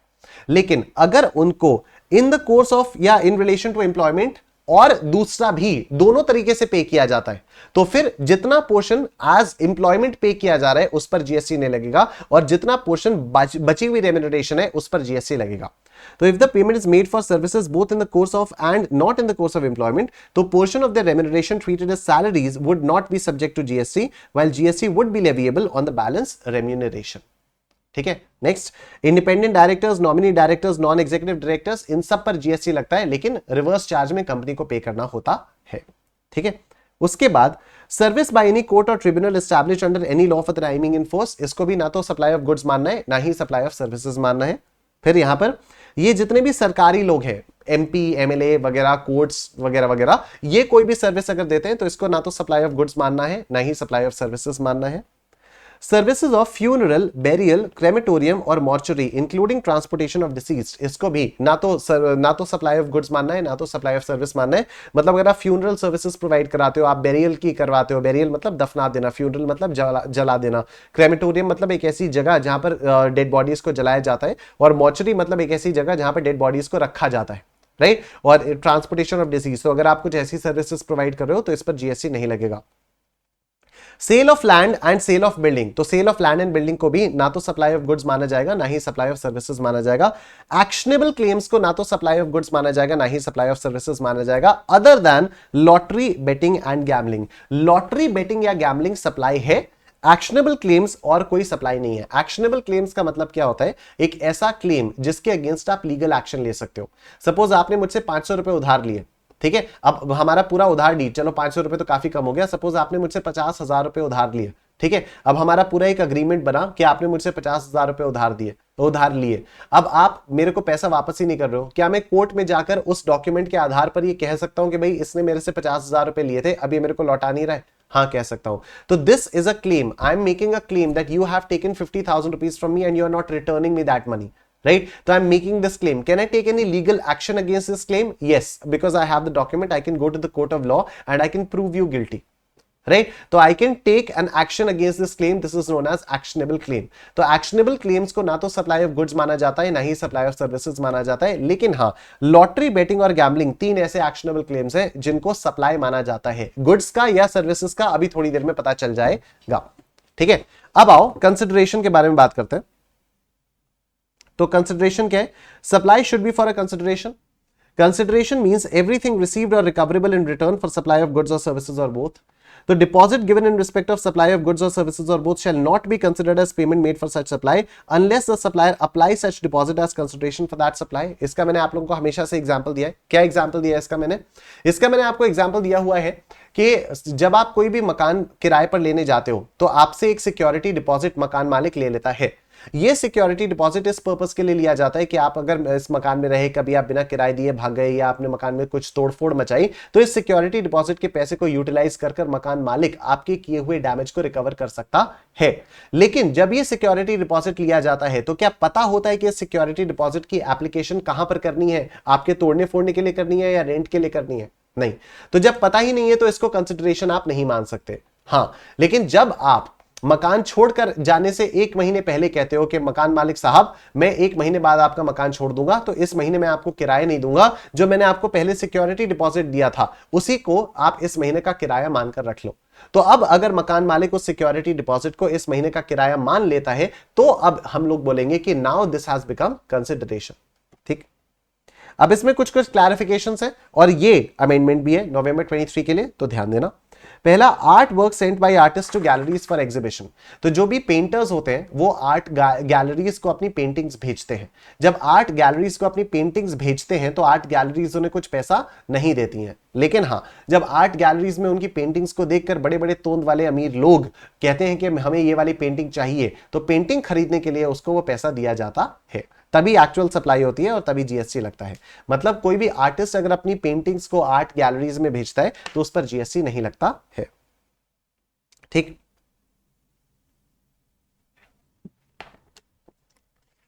नेक्स्ट आता है आपका donations received by charitable institutions. तो इंस्टीट्यूशंस, जो भी चैरिटेबल इंस्टीट्यूशंस होते हैं, उनको जो भी डोनेशन मिलता है उस डोनेशन को कंसिडरेशन तभी कहा जाएगा अगर वो चैरिटेबल इंस्टीट्यूशन उस आदमी के, डोनर के बिजनेस के प्रमोशन के लिए कोई एक्टिविटी करे। ठीक है, फॉर एग्जाम्पल अगर मैं किसी एक अनाथ आश्रम में जाता हूं और कुछ दान दे देता हूं, राइट, और बदले में अनाथ आश्रम वाले अपने हर बच्चे को एक एकाग्रता की टी शर्ट पहना देते हैं और हर बच्चा एकाग्रता सीए का ऐड करता रहता है, ठीक है, तब तो कंसिडरेशन हुआ, अदरवाइज कोई कंसिडरेशन नहीं होता है। नेक्स्ट आता है आपके पास नो क्लेम बोनस। ये नवंबर 23 के लिए अमेंडमेंट है, तो इसको बहुत ध्यान से सुनो।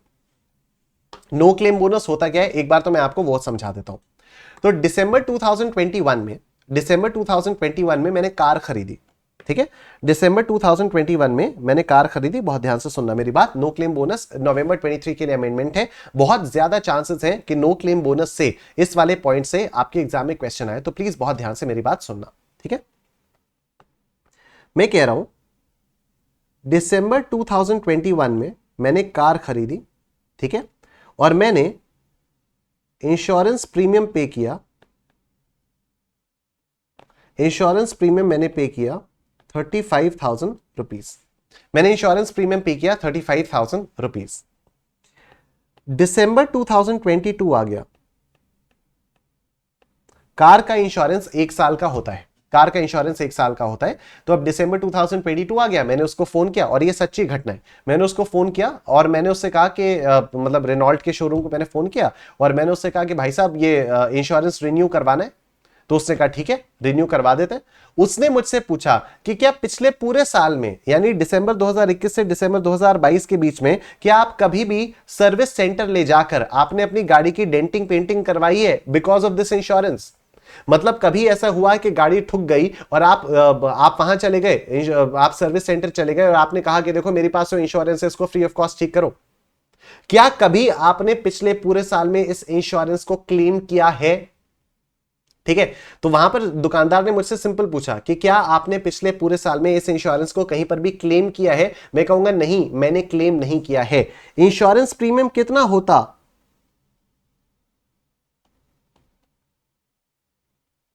इंश्योरेंस प्रीमियम अभी होता 35,000 रुपीज का। इंश्योरेंस प्रीमियम अभी होता 35,000 रुपीज का, लेकिन क्योंकि मैंने कोई क्लेम नहीं किया था, मैंने पिछले साल इंश्योरेंस का कोई क्लेम नहीं किया था, तो इन्होंने मुझे एक बोनस दे दिया। इन्होंने मुझे बोनस दे दिया और बोनस इन्होंने दिया 5,000 रुपीज का, और अब इन्होंने कहा कि आप सिर्फ 30,000 रुपीज का इंश्योरेंस प्रीमियम पे कर दीजिए। इस बोनस को कहते हैं नो क्लेम बोनस। इस बोनस को कहते हैं नो क्लेम बोनस। ठीक है, कि मैंने पिछले पूरे साल कोई इंश्योरेंस का क्लेम नहीं किया, मैंने पिछले पूरे साल इंश्योरेंस क्लेम नहीं किया, तो इस बार के इंश्योरेंस प्रीमियम से मेरे को कुछ बोनस मिल गया and that is known as no claim bonus. अब सवाल ये उठता है कि ये जो 5,000 रुपए का डिस्काउंट मुझे मिला है, क्या इसको कंसिडरेशन माना जा सकता है for me not claiming any insurance? ठीक है, मतलब क्या मैं ऐसा कह सकता हूं कि this is the 5,000 rupees that I received, why did I receive this? Because I didn't claim any insurance in the last year. ठीक है, तो ये सरकार ने कहा बेवकूफी की बातें मत करो, जब आप इंश्योरेंस लेते हो तो फिर आप इस इंटेंशन से नहीं लेते हो कि हाँ साल भर गाड़ी ठुकती रहेगी, मैं इंश्योरेंस क्लेम नहीं करूंगा, अगले साल इंश्योरेंस प्रीमियम से मेरे को 5,000 रुपए का डिस्काउंट मिल जाएगा by way of no claim bonus, right? मेरा इंटेंशन ये नहीं रहता है। जब मैं गाड़ी का इंश्योरेंस लेता हूं तो मेरा पर्पस ये होता है कि बाई चांस अगर गाड़ी ठुक आ गई तो फिर मैं फ्री ऑफ कॉस्ट जाकर उसकी मरम्मत तो करवा सकता हूं। मेरा सिंपली इतना सा पर्पस होता है, राइट? तो देखो, when an insured person मतलब मैं suppose doesn't make any insurance claim in a particular period, मैंने जैसे दिसंबर 21 से दिसंबर 22 तक कोई इंश्योरेंस क्लेम नहीं किया, his premium amount gets reduced in the subsequent period, तो अगले पीरियड में मेरा प्रीमियम अमाउंट 5,000 रुपए से रिड्यूस हो गया। This reduction is termed as no claim bonus, इसी को no claim bonus कहा जाता है। It has been clarified that this cannot be considered as consideration for the insured person to agree to refrain from claiming the bonus। ठीक है, from claiming the insurance होना चाहिए वैसे तो, फॉर क्लेमिंग द इंश्योरेंस, मतलब ये clarify किया गया है कि जो 5,000 रुपए का नो क्लेम बोनस मिला है, this can not be considered as a consideration. Consideration किस चीज का? कि मैं इंश्योरेंस क्लेम नहीं करूंगा तो मुझे उसके लिए कंसिडरेशन मिल रही है, ये नहीं कहा जा सकता। This is because a person buys an insurance policy to protect himself from any losses or injuries as per the policy terms, and he is not obligated to refrain from making claims during any period covered by the policy in exchange for the no claim bonus. Since there is no obligation, NCB is not a consideration. NCB is not a consideration. ठीक है, अब ये question number 1 है, आओ इसको फटाफट से देखते हैं। तो साहब sales and air conditioner dealer in Janakpuri, Delhi needs 4 air conditioners for his newly constructed house in Safdarjung enclave. ठीक है, तो ये एसी का डीलर है, ये बंदा कौन है? ये एसी का डीलर है, ये एसी डीलर है और इसको अपने घर के लिए 4 एसीज चाहिए, मतलब इसकी दुकान में एसीज हैं और इसको अपने घर के लिए 4 एसीज चाहिए। Therefore, he transfers 4 air conditioners on which ITC has already been availed by it from its stock for the said purpose। तो परमानेंटली इसने ट्रांसफर कर दिया, डिस्पोजल कर दिया 4 एसीज का, अपने मतलब अपने बिजनेस एसेट्स का परमानेंट ट्रांसफर डिस्पोजल कर दिया और इस पर ये ITC ऑलरेडी ले चुका था। Examine whether the said activity amounts to supply under section 7। Of course, yes। ठीक है। Further, a Janakpuri resident Akash approached Sahab Sales। तो जनकपुरी का रेजिडेंट था आकाश, उसने साहब सेल्स को अप्रोच किया। He sold an air conditioner to साहब सेल्स for 5,000 rupees। तो आकाश ने अपना पुराना एसी साहब सेल्स को, साहब सेल्स कौन है? एसी की दुकान है, ठीक है, तो साहब सेल्स को अपना पुराना एसी आकाश ने 5,000 रुपए में बेच दिया। Akash had bought the said air conditioner 6 months before for his residence. The sale of the air conditioner by Akash to Sahab Sales amount to supply under section 7। अब आप बताओ मेरे को, क्या सप्लाई हुआ है? क्या सेल हुआ है? हाँ सेल हुआ है। क्या कंसिडरेशन है? हाँ कंसिडरेशन है। क्या इन द कोर्स और फर्दरेंस ऑफ बिजनेस है? नहीं, इन द कोर्स और फर्दरेंस ऑफ बिजनेस नहीं है। तो क्या आकाश ने जो एसी वाले को अपना पुराना एसी बेचा, इसको हम सप्लाई बोलेंगे? इसको हम सप्लाई नहीं बोलेंगे। ठीक है, तो इसी तरह के और बहुत सारे क्वेश्चंस आपको मिलेंगे यहां पर, ये जीएसटी की जो मेरी किताब है उसमें। ठीक है, तो ये आप अगेन मैं बोल रहा हूं कि इनकम टैक्स और जीएसटी दोनों के लिए बुक्स है, राइट? तो you can purchase them, you can solve a lot of questions from these. जितने ज्यादा आप क्वेश्चन सॉल्व करोगे उतना ज्यादा आपके लिए बेहतर होगा, राइट? नेक्स्ट क्वेश्चन देखो, with reference to provisions of the CGST Act 2017, discuss in brief when importation of services is to be considered as supply and when it is not to be considered as supply। तो ये तो theoretical है, इसको आप लोग अपने आप से देख सकते हो। नवंबर 2020 में 5 नंबर का सवाल आया था। काफी रीसेंट क्वेश्चन, मई 2022 में 4 नंबर का क्वेश्चन, आओ देखते हैं इसको। Glory limited is engaged in manufacturing and selling of cosmetic products. तो ग्लोरी लिमिटेड क्या करती है? कॉस्मेटिक प्रोडक्ट्स को सेल करती है। Seva trust, a charitable organisation, approached Glory limited. तो सेवा ट्रस्ट ने क्या किया? ग्लोरी लिमिटेड को अप्रोच किया फाइनेंशियल असिस्टेंस के लिए अपनी चैरिटेबल एक्टिविटीज में। ग्लोरी लिमिटेड ने 2 लाख रुपए डोनेट कर दिए सेवा ट्रस्ट को। तो ग्लोरी लिमिटेड ब्यूटी पार्लर वाली दुकान है, कॉस्मेटिक प्रोडक्ट्स बेचती है, इसने 2 लाख रुपए डोनेट कर दिए सेवा ट्रस्ट को और एक कंडीशन डाली। कंडीशन क्या डाली? कि सेवा trust will place a hoarding at the entrance of the trust premises displaying picture of the products sold by glory limited. और बदले में चैरिटेबल ऑर्गेनाइजेशन, ये जो सेवा ट्रस्ट है, ये करेगी क्या, ये ग्लोरी लिमिटेड के जितने भी प्रोडक्ट्स हैं उनको अपनी एंट्रेंस पर एक होर्डिंग के थ्रू डिस्प्ले करती रहेगी। तो क्या क्विड प्रो क्वो हुआ? हाँ, क्विड प्रो क्वो हो गया। चैरिटेबल ऑर्गेनाइजेशन को 2 लाख रुपए मिल गए, बदले में ग्लोरी लिमिटेड के बिजनेस का एडवर्टीजमेंट भी हो गया है। तो क्या ये 2 लाख रुपए कंसिडरेशन माना जाएगा? हाँ, ये कंसिडरेशन मान लिया जाएगा। आंसर किस तरह से लिखा जाता है वो आप लोग देख लीजिएगा, ठीक है। Mr. Swamy of Chennai is working as a manager with ABC Bank. He consulted Messrs. Jacobs and Company of London and took its advice for buying a residential house in Mumbai and paid them consultancy fees of 200 UK pounds for this import of service. Import of service हो रहा है क्या? Consideration के लिए हो रहा है? हाँ, क्यों? क्योंकि 200 UK पाउंड्स दिए गए हैं। अगर इंपोर्ट ऑफ सर्विस कंसिडरेशन के लिए हो रहा है तो आप सीधा 7(1)(b) में चले जाओगे, तो चाहे ये पर्सनल पर्पस के लिए हो चाहे बिजनेस पर्पस के लिए हो, इसको सप्लाई मान लिया जाएगा, इसको सप्लाई मान लिया जाएगा। आइए बात करते हैं गुड्स के बारे में, ठीक है। गुड्स के बारे में बात करते हैं। Look at this, as per section 2 subsection 52 of the CGST act 2017, goods means every kind of movable property other than money and securities, but includes actionable claim, growing crops, grass and things attached to or forming part of the land which are agreed to be severed before supply or under a contract of supply. Goods का मतलब क्या होता है? हर वो चीज जो कि movable है, every kind of movable property, every kind of movable property. इसके 2 एक्सेप्शंस हैं, एक है मनी और एक है सिक्योरिटीज। सिक्योरिटीज का मतलब हो गया शेयर्स, डिबेंचर्स वगैरह कुछ भी, ठीक है। तो मनी और सिक्योरिटीज गुड्स की डेफिनेशन से बाहर रखे गए हैं। गुड्स का मतलब every kind of movable property. Goods का मतलब क्या हो गया? Every kind of movable property. लेकिन मनी और सिक्योरिटीज को गुड्स की डेफिनेशन से बाहर रखा गया है। लेकिन गुड्स की डेफिनेशन में क्या आता है? गुड्स की डेफिनेशन में आ जाते हैं actionable claims, growing crops, grass और हर वो चीज जो कि लैंड का पार्ट है लेकिन जिसको सप्लाई करने के लिए हमें लैंड से जुदा करना पड़ता है।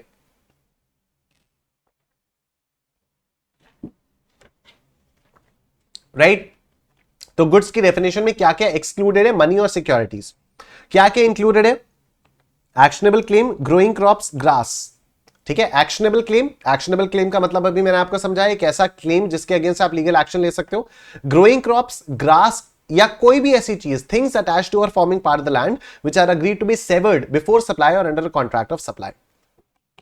अब मेरी बात जरा बहुत ध्यान से सुनो। अभी थोड़ी देर पहले हम लोगों ने शेड्यूल 3 देखा जिसमें हमने उन एक्टिविटीज के बारे में बात की जो एक्टिविटीज ना तो सप्लाई ऑफ गुड्स होंगी ना ही सप्लाई ऑफ सर्विसेज होंगी, और उनमें एक था एक्शनेबल क्लेम्स, ठीक है। तो even though actionable claims goods की डेफिनेशन में आया है, लेकिन फिर भी शेड्यूल 3 ने बोला हुआ है कि एक्शनेबल क्लेम्स को ना ही सप्लाई ऑफ गुड्स मानना है ना ही सप्लाई ऑफ सर्विसेज मानना है। शेड्यूल 3 में actionable claims other than lottery, betting और गैम्बलिंग लिखा हुआ था। मतलब शेड्यूल 3 के हिसाब से एक्शनेबल क्लेम्स जो है वो तो ना तो सप्लाई ऑफ गुड्स है ना तो सप्लाई ऑफ सर्विसेज है, लेकिन लॉटरी, बेटिंग और गैम्बलिंग सप्लाई है, ठीक है। क्योंकि शेड्यूल 3 में बोला गया था actionable claims other than lottery, betting and gambling. तो other than lottery, betting, gambling का मतलब क्या हो गया कि एक्शनेबल क्लेम्स और सप्लाई ऑफ गुड्स भी नहीं है, सप्लाई ऑफ सर्विसेज भी नहीं है, लेकिन लॉटरी, बेटिंग, गैम्बलिंग जो है वो सप्लाई है। किस चीज की सप्लाई है? सप्लाई ऑफ गुड्स है या सप्लाई ऑफ सर्विसेज है? आई थिंक अभी आपको क्लियर हो गया होगा, वो सप्लाई ऑफ गुड्स है, ठीक है। क्यों? क्योंकि एक्शनेबल क्लेम ही गुड्स की डेफिनेशन में आ रहा है ना। देख रहे हो आप, एक्शनेबल क्लेम गुड्स की डेफिनेशन में आ रहा है ना। तो अगर lottery, betting, gambling, lottery, betting, gambling भी तो एक्शनेबल क्लेम्स ही हैं।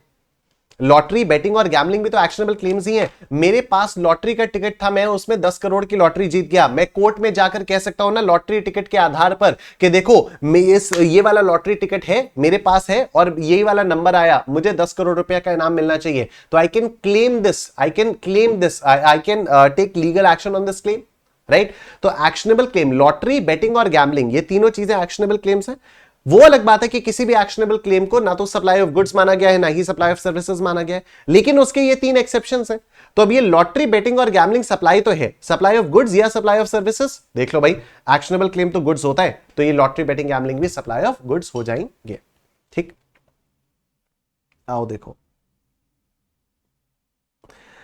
Movable property. तो the definition of goods itself provides that only movable property shall be considered as goods, ठीक है। Therefore, immovable properties that are attached to earth cannot be considered as goods। तो यहां पर बात एकदम clear होगी, sale of land and building goods नहीं होगा, ठीक। Money specifically excluded from the definition of goods, ठीक। Securities are specifically excluded from the definition of goods. Securities are specifically excluded from the definition of goods. Implication of exclusion of securities from the definition of goods is that activities that are in the nature of transfer of title by way of sale, redemption, purchase or acquisition of securities on principal to principal basis are outside the ambit of supply. तो जब आप shares खरीदते बेचते हो तो फिर उस पर GST नहीं लगता है. Please note that securities does not include units of unit linked insurance policies. ये नहीं आता. Actionable claim क्या होता है? Actionable claim has been specifically included in the definition of goods. However, as per Schedule 3 of the CGST Act 2017, actionable claims are neither treated as supply of goods nor supply of services. Therefore, if an unsecured debt is transferred to a third person for a consideration, it will not be subject to GST. Unsecured debt का मतलब क्या होता है कि जैसे banks वगैरह कई बार ऐसा करते हैं कि बैंक से सपोज मैंने लोन लिया, अब मैं लोन नहीं चुका पा रहा हूं, ठीक है, अब मैं लोन नहीं चुका पा रहा हूं और बैंक ने मेरे लोन के अगेंस्ट कोई कोलैटरल सिक्योरिटी नहीं ली थी. तो अब जब बैंक ने मेरे को लोन दिया, अब बैंक ने मुझे लोन दिया, अब बैंक के पास मेरी कोई प्रॉपर्टी नहीं पड़ी है जिसको बेचकर बैंक अपना लोन रिकवर कर पाए. तो अब बैंक क्या करता है, किसी वसूली भाई को मेरा लोन ट्रांसफर कर देता है, वसूली भाई से पैसा ले लेता है और अब ये जिम्मेदारी वसूली भाई की होती है कि वो मुझसे पैसा रिकवर कर ले. ठीक है, तो अब बैंक ने क्या किया, इस अनसिक्योर्ड डेट को थर्ड पर्सन को ट्रांसफर कर दिया एक कंसिडरेशन लेके, लेकिन इस पर जीएसटी नहीं लगेगा. It is to be noted that 3 actionable claims, that is lottery, betting and gambling, do come under the purview of GST. Growing crops के बारे में बात करें तो the definition of goods specifically includes growing crops, grass and things attached to or forming part of the land which are agreed to be severed before supply or under a contract of supply. ठीक है, severability is important element while deciding on the nature of the property, and this element can be established by ascertaining the nature of the property, intention of the parties and the terms of contract between them. एकदम common sense सब समझ में आ रहा है. Standing trees are not goods and not taxable. तो जो खड़े हुए पेड़ होते हैं उनको गुड्स नहीं बोला जाता, वो टैक्सेबल नहीं होते, लेकिन टिम्बर गुड्स की डेफिनेशन में आ जाता है क्योंकि टिम्बर ट्रीज को बेचने से पहले जमीन से उखाड़ने की जरूरत पड़ती ही है. ठीक है, तो स्टैंडिंग टिम्बर जो है वो गुड्स की डेफिनेशन में आ जाता है एंड हेंस जीएसटी उस पर लग जाता है. डेफिनेशन ऑफ सर्विसेज के बारे में बात करते हैं तो services means anything other than goods, money and securities. Goods, money और सिक्योरिटीज को छोड़ के सारी की सारी चीजें सर्विसेज आ जाती है. ठीक है, गुड्स की डेफिनेशन में क्या था, every kind of movable property other than money and securities. Service में क्या है, anything other than goods, money and securities. तो एक तरह से देखो तो मनी और सिक्योरिटीज ना तो गुड्स है ना तो सर्विसेज है, but includes activities relating to the use of money. लेकिन पैसे के यूज के लिए जो भी एक्टिविटीज होती हैं वो सर्विसेज में आएंगी. फॉर एग्जांपल, अगर मैं अपना पैसा बैंक में जमा करता हूं तो बैंक मेरा पैसा यूज करता है और उसी को यूज करने के बदले बैंक मुझे इंटरेस्ट देता है. ठीक है, तो इस इंटरेस्ट पर जीएसटी लग जाएगा. ठीक है, क्योंकि अब यूज ऑफ मनी, मैं अपना पैसा बैंक को यूज करने के लिए दे रहा हूं और उसके बदले में बैंक से इंटरेस्ट चार्ज कर रहा हूं. राइट, तो इस पर जीएसटी लग जाएगा. तो but includes activities relating to the use of money और its conversion by cash or by any other mode from one form, currency or denomination to another form, currency or denomination for which a separate consideration is charged. ठीक है, लेकिन अगर पैसे को मैं convert करता हूं, ठीक है, मैं पैसे को कन्वर्ट करता हूं किसी एक फॉर्म से दूसरे फॉर्म में, यानी मैंने आपको कैश दिया, आपने मुझे गूगल पे से पैसा दे दिया, ठीक है, और इसके बदले मैंने आपसे थोड़ी सी फीस चार्ज की. ठीक है, एक अलग से फीस चार्ज करना बहुत जरूरी है. देखो, अगर मैंने आपको 500 रुपए कैश दिए और आपने मुझे 500 रुपए गूगल पे कर दिए, तब तो कोई पंगा ही नहीं हुआ. ठीक है, क्योंकि this is a transaction purely in money. This is a transaction purely in money. मैंने आपको 500 रुपए नोट दिया, 500 रुपए का नोट दिया और आपने मुझे 500 रुपए ट्रांसफर कर दिए गूगल पे में. तो this is a transaction purely in money. इसमें सप्लाई वप्लाई कुछ भी नहीं होगा, इसमें कोई सप्लाई वप्लाई इसको नहीं माना जाएगा. ठीक है, क्योंकि ये तो सप्लाई ऑफ सर्विसेज वगैरह कुछ भी नहीं होगा. लेकिन हाँ, अगर मैंने आपको 500 रुपए का नोट दिया और आपने मुझे उसके बदले में 450 रुपीज ही दिए, 50 रुपए आपने चार्ज कर लिए. ठीक है, मेरे बैंक में मुझे बैंक में पैसे की जरूरत थी. ठीक है, मैं आया आपके पास, मैंने आपसे कहा यार तुम्हारे बैंक में पैसे हैं. आपने कहा हाँ बहुत पैसे. मैंने कहा यार मेरे को दे दो, पैसे दे दो कुछ. ठीक है, मैं तुमसे 500 रुपए दे देता हूं, मैं तुम्हें 500 रुपए का नोट दे रहा हूं, तो मेरे बैंक में पैसे दे दो. तो आपने मुझसे कहा कि नहीं मैं 500 रुपए के बदले 500 तो ट्रांसफर नहीं करूंगा, मैं 450 ही ट्रांसफर करूंगा. मतलब 50 रुपीज की आपने फीस ले ली, तो अब इस 50 रुपीज के ऊपर जीएसटी लग जाएगा. ठीक है, तो ये हो गया कन्वर्जन बाय कैश और by any other mode from one form to another form. ठीक है, एक फॉर्म से दूसरे फॉर्म में, कैश से डिजिटाइज्ड वे में. ठीक है, या डिनोमिनेशन से भी हो सकता है. ठीक है, कि सपोज मैंने आपको एक 2000 रुपए का नोट दिया, आपने मुझे 500 के 4 नोट दे दिए. ठीक है, अगर मैंने आपको 2000 का नोट दिया और आपने मुझे 500 के 4 नोट दे दिए, तब तो मैंने आपको 2000 रुपए दिए, आपने मुझे 2000 रुपए दे दिए। This is a transaction purely in money, इस पे कोई जीएसटी नहीं लगेगा। लेकिन अगर मैंने आपको 2000 रुपए का एक नोट दिया और आपने मुझे 500 के 3 नोट दिए और 200 के 2 नोट दिए, तो आपने मुझे 1900 रुपीज दिए। सुनना बात को, आपने मुझे कितने दिए? 55। मैंने आपको 2000 का नोट दिया, आपने मुझे 500 के 3 नोट दिए, 1500 रुपए हो गए, और फिर आपने मुझे 200 के 2 नोट दिए, मतलब 400 रुपीज आपने और दे दिए। 100 रुपए आपने मुझे नहीं दिए, आपने कहा ये आपके चार्जेस है, ठीक है, छुट्टा कराने के चार्जेस है। तो अब ये छुट्टा कराने का जो 100 रुपए आपने कलेक्ट किया है, इस पर जीएसटी लग जाएगा।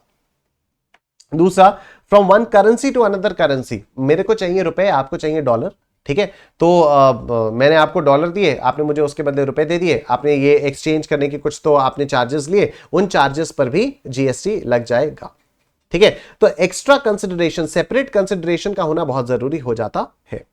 तो for the removal of doubts it is hereby clarified that the expression services includes facilitating or arranging transaction and securities. तो यहां पर जैसे बताया गया था कि मनी और सिक्योरिटीज जो है उसको ना तो गुड्स माना गया है, ना ही सर्विसेज माना गया है।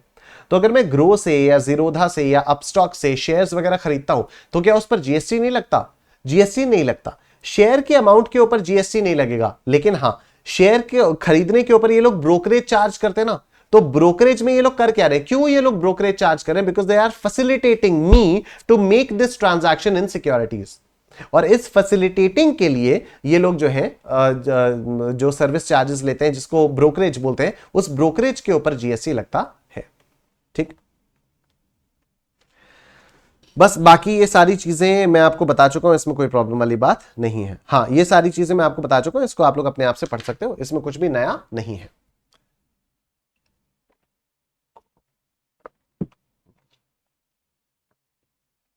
अलग अलग प्रकार की सप्लाईज होती हैं जीएसटी में, आओ उनको देखते हैं। सबसे पहले टाइप की होती है टैक्सेबल सप्लाई, ठीक है। टैक्सेबल सप्लाई एक ऐसी सप्लाई होती है जिस पर जीएसटी लगता है, उसको टैक्सेबल सप्लाई बोलते हैं, ठीक है। तो taxable supply means the supply of goods और सर्विसेज और both which is leviable to tax. The transaction must involve either goods और सर्विसेज और both of them. Such goods और services should not be specified under schedule 3, क्योंकि schedule 3 में तो वो negative list थी। The transaction should fall within the meaning of supply. The supply should be leviable to GST. Non taxable supply कौन सी होती है? Non taxable supply वो होती है जो कि नॉन टैक्सेबल सप्लाई वो होती है जो कि जिस पर जीएसटी नहीं लगता। It's as simple as that. Non taxable supply means the supply of goods और सर्विसेज और both which is not leviable to tax under this act or under the IGST act. A transaction must be a supply as defined under the GST law to qualify as a non-taxable supply. तो non-taxable supply होने के लिए supply होना पड़ेगा, ठीक है। Non-taxable supply होने के लिए supply होना पड़ेगा. Supplies that are excluded from the scope of taxation under GST are covered by this definition. तो ऐसी supplies जो GST के स्कोप से बाहर हैं, वो नॉन टैक्सेबल सप्लाईज हो जाती हैं, जैसे alcoholic liquor for human consumption. ये मैंने आप लोगों को बताया भी था, नहीं बताया था तो अब बता दे रहा हूं, ठीक है, कि alcoholic liquor for human consumption जो है, नहीं तो आगे चलकर तो हम लोग इसके बारे में बात करेंगे जब हम लोग चैप्टर 3 करेंगे ना कल, चार्ज ऑफ जीएसटी. तो चार्ज ऑफ जीएसटी में तो alcoholic liquor for human consumption के बारे में बात होनी ही होनी है, ठीक है. तो alcoholic liquor for human consumption क्या होता है कि इसके ऊपर जीएसटी नहीं लगता. तो even though this is a supply, ठीक है, क्योंकि क्या है, सप्लाई ऑफ गुड्स है, ठीक है. अगर आप दारू बेच रहे हो तो आप गुड्स बेच रहे हो ना, और गुड्स बेच रहे हो तो सप्लाई तो है for a consideration by taxable person in the course of furtherance of business. ये सारी चीज है पूरे डेफिनेशन वाइज. बाय डेफिनेशन दारू बेचना सप्लाई है, लेकिन दारू बेचने पर जीएसटी नहीं लगता, and hence this is a non taxable supply, ठीक. Stock transfers to unit within the state for which no separate registration is obtained, which does not qualify as supply, cannot be said to be a non-taxable supply. अभी थोड़ी देर पहले हम लोगों ने बात की कि distinct persons, ठीक है, मेरा किसी एक स्टेट के अंदर क्या हुआ, एक स्टेट के अंदर प्रयागराज और लखनऊ में मैं ट्रांसफर कर रहा हूं स्टॉक्स, लेकिन मैंने रजिस्ट्रेशन तो एक ही लिया हुआ है.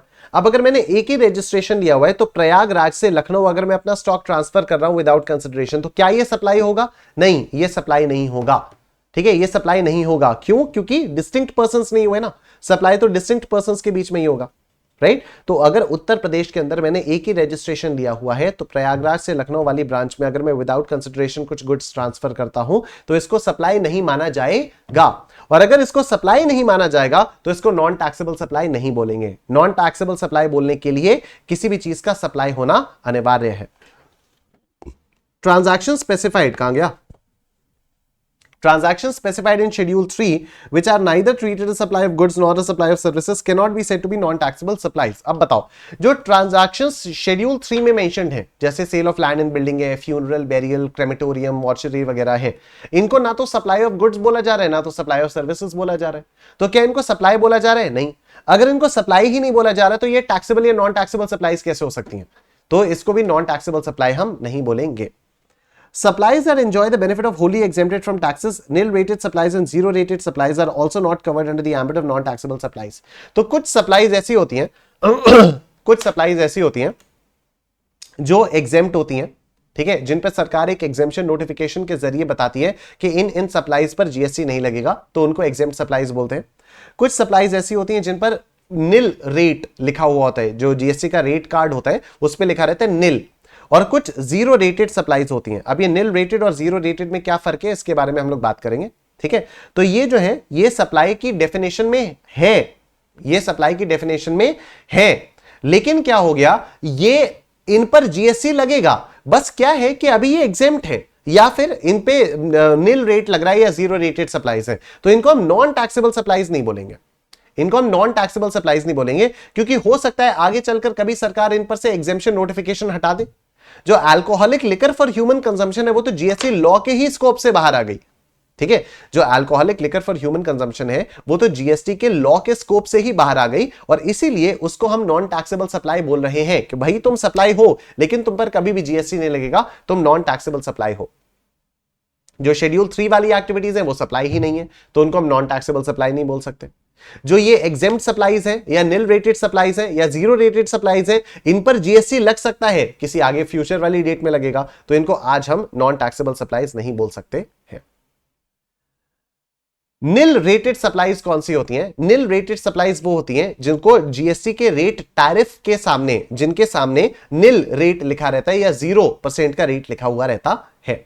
तो सर जीरो रेट का क्या फर्क हो गया, फिर जीरो रेटेड और नील रेटेड में क्या फर्क है, अभी बात करेंगे उसके बारे में।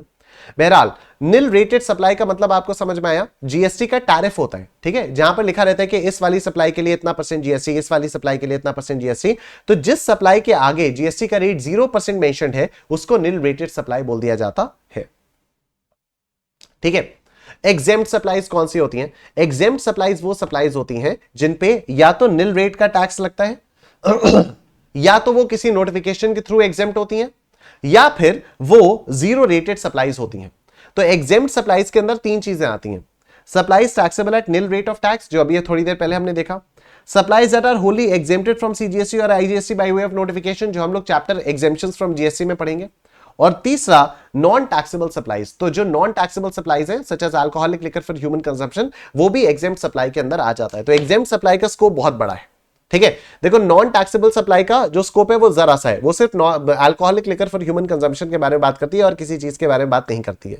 नील रेटेड सप्लाई का जो स्कोप है वो क्या है कि टैरिफ में उसके सामने रेट में 0% लिखा हुआ होना चाहिए, यह है नील रेटेड सप्लाई। लेकिन एग्जेम्प्ट सप्लाई जो है वो इन दोनों को भी कवर करती है और कहती है और कोई अगर सप्लाई हो जो कि किसी नोटिफिकेशन के जरिए एग्जेम्प्ट हो तो वो भी एग्जेम्प्ट सप्लाई के अंदर आ जाएगी।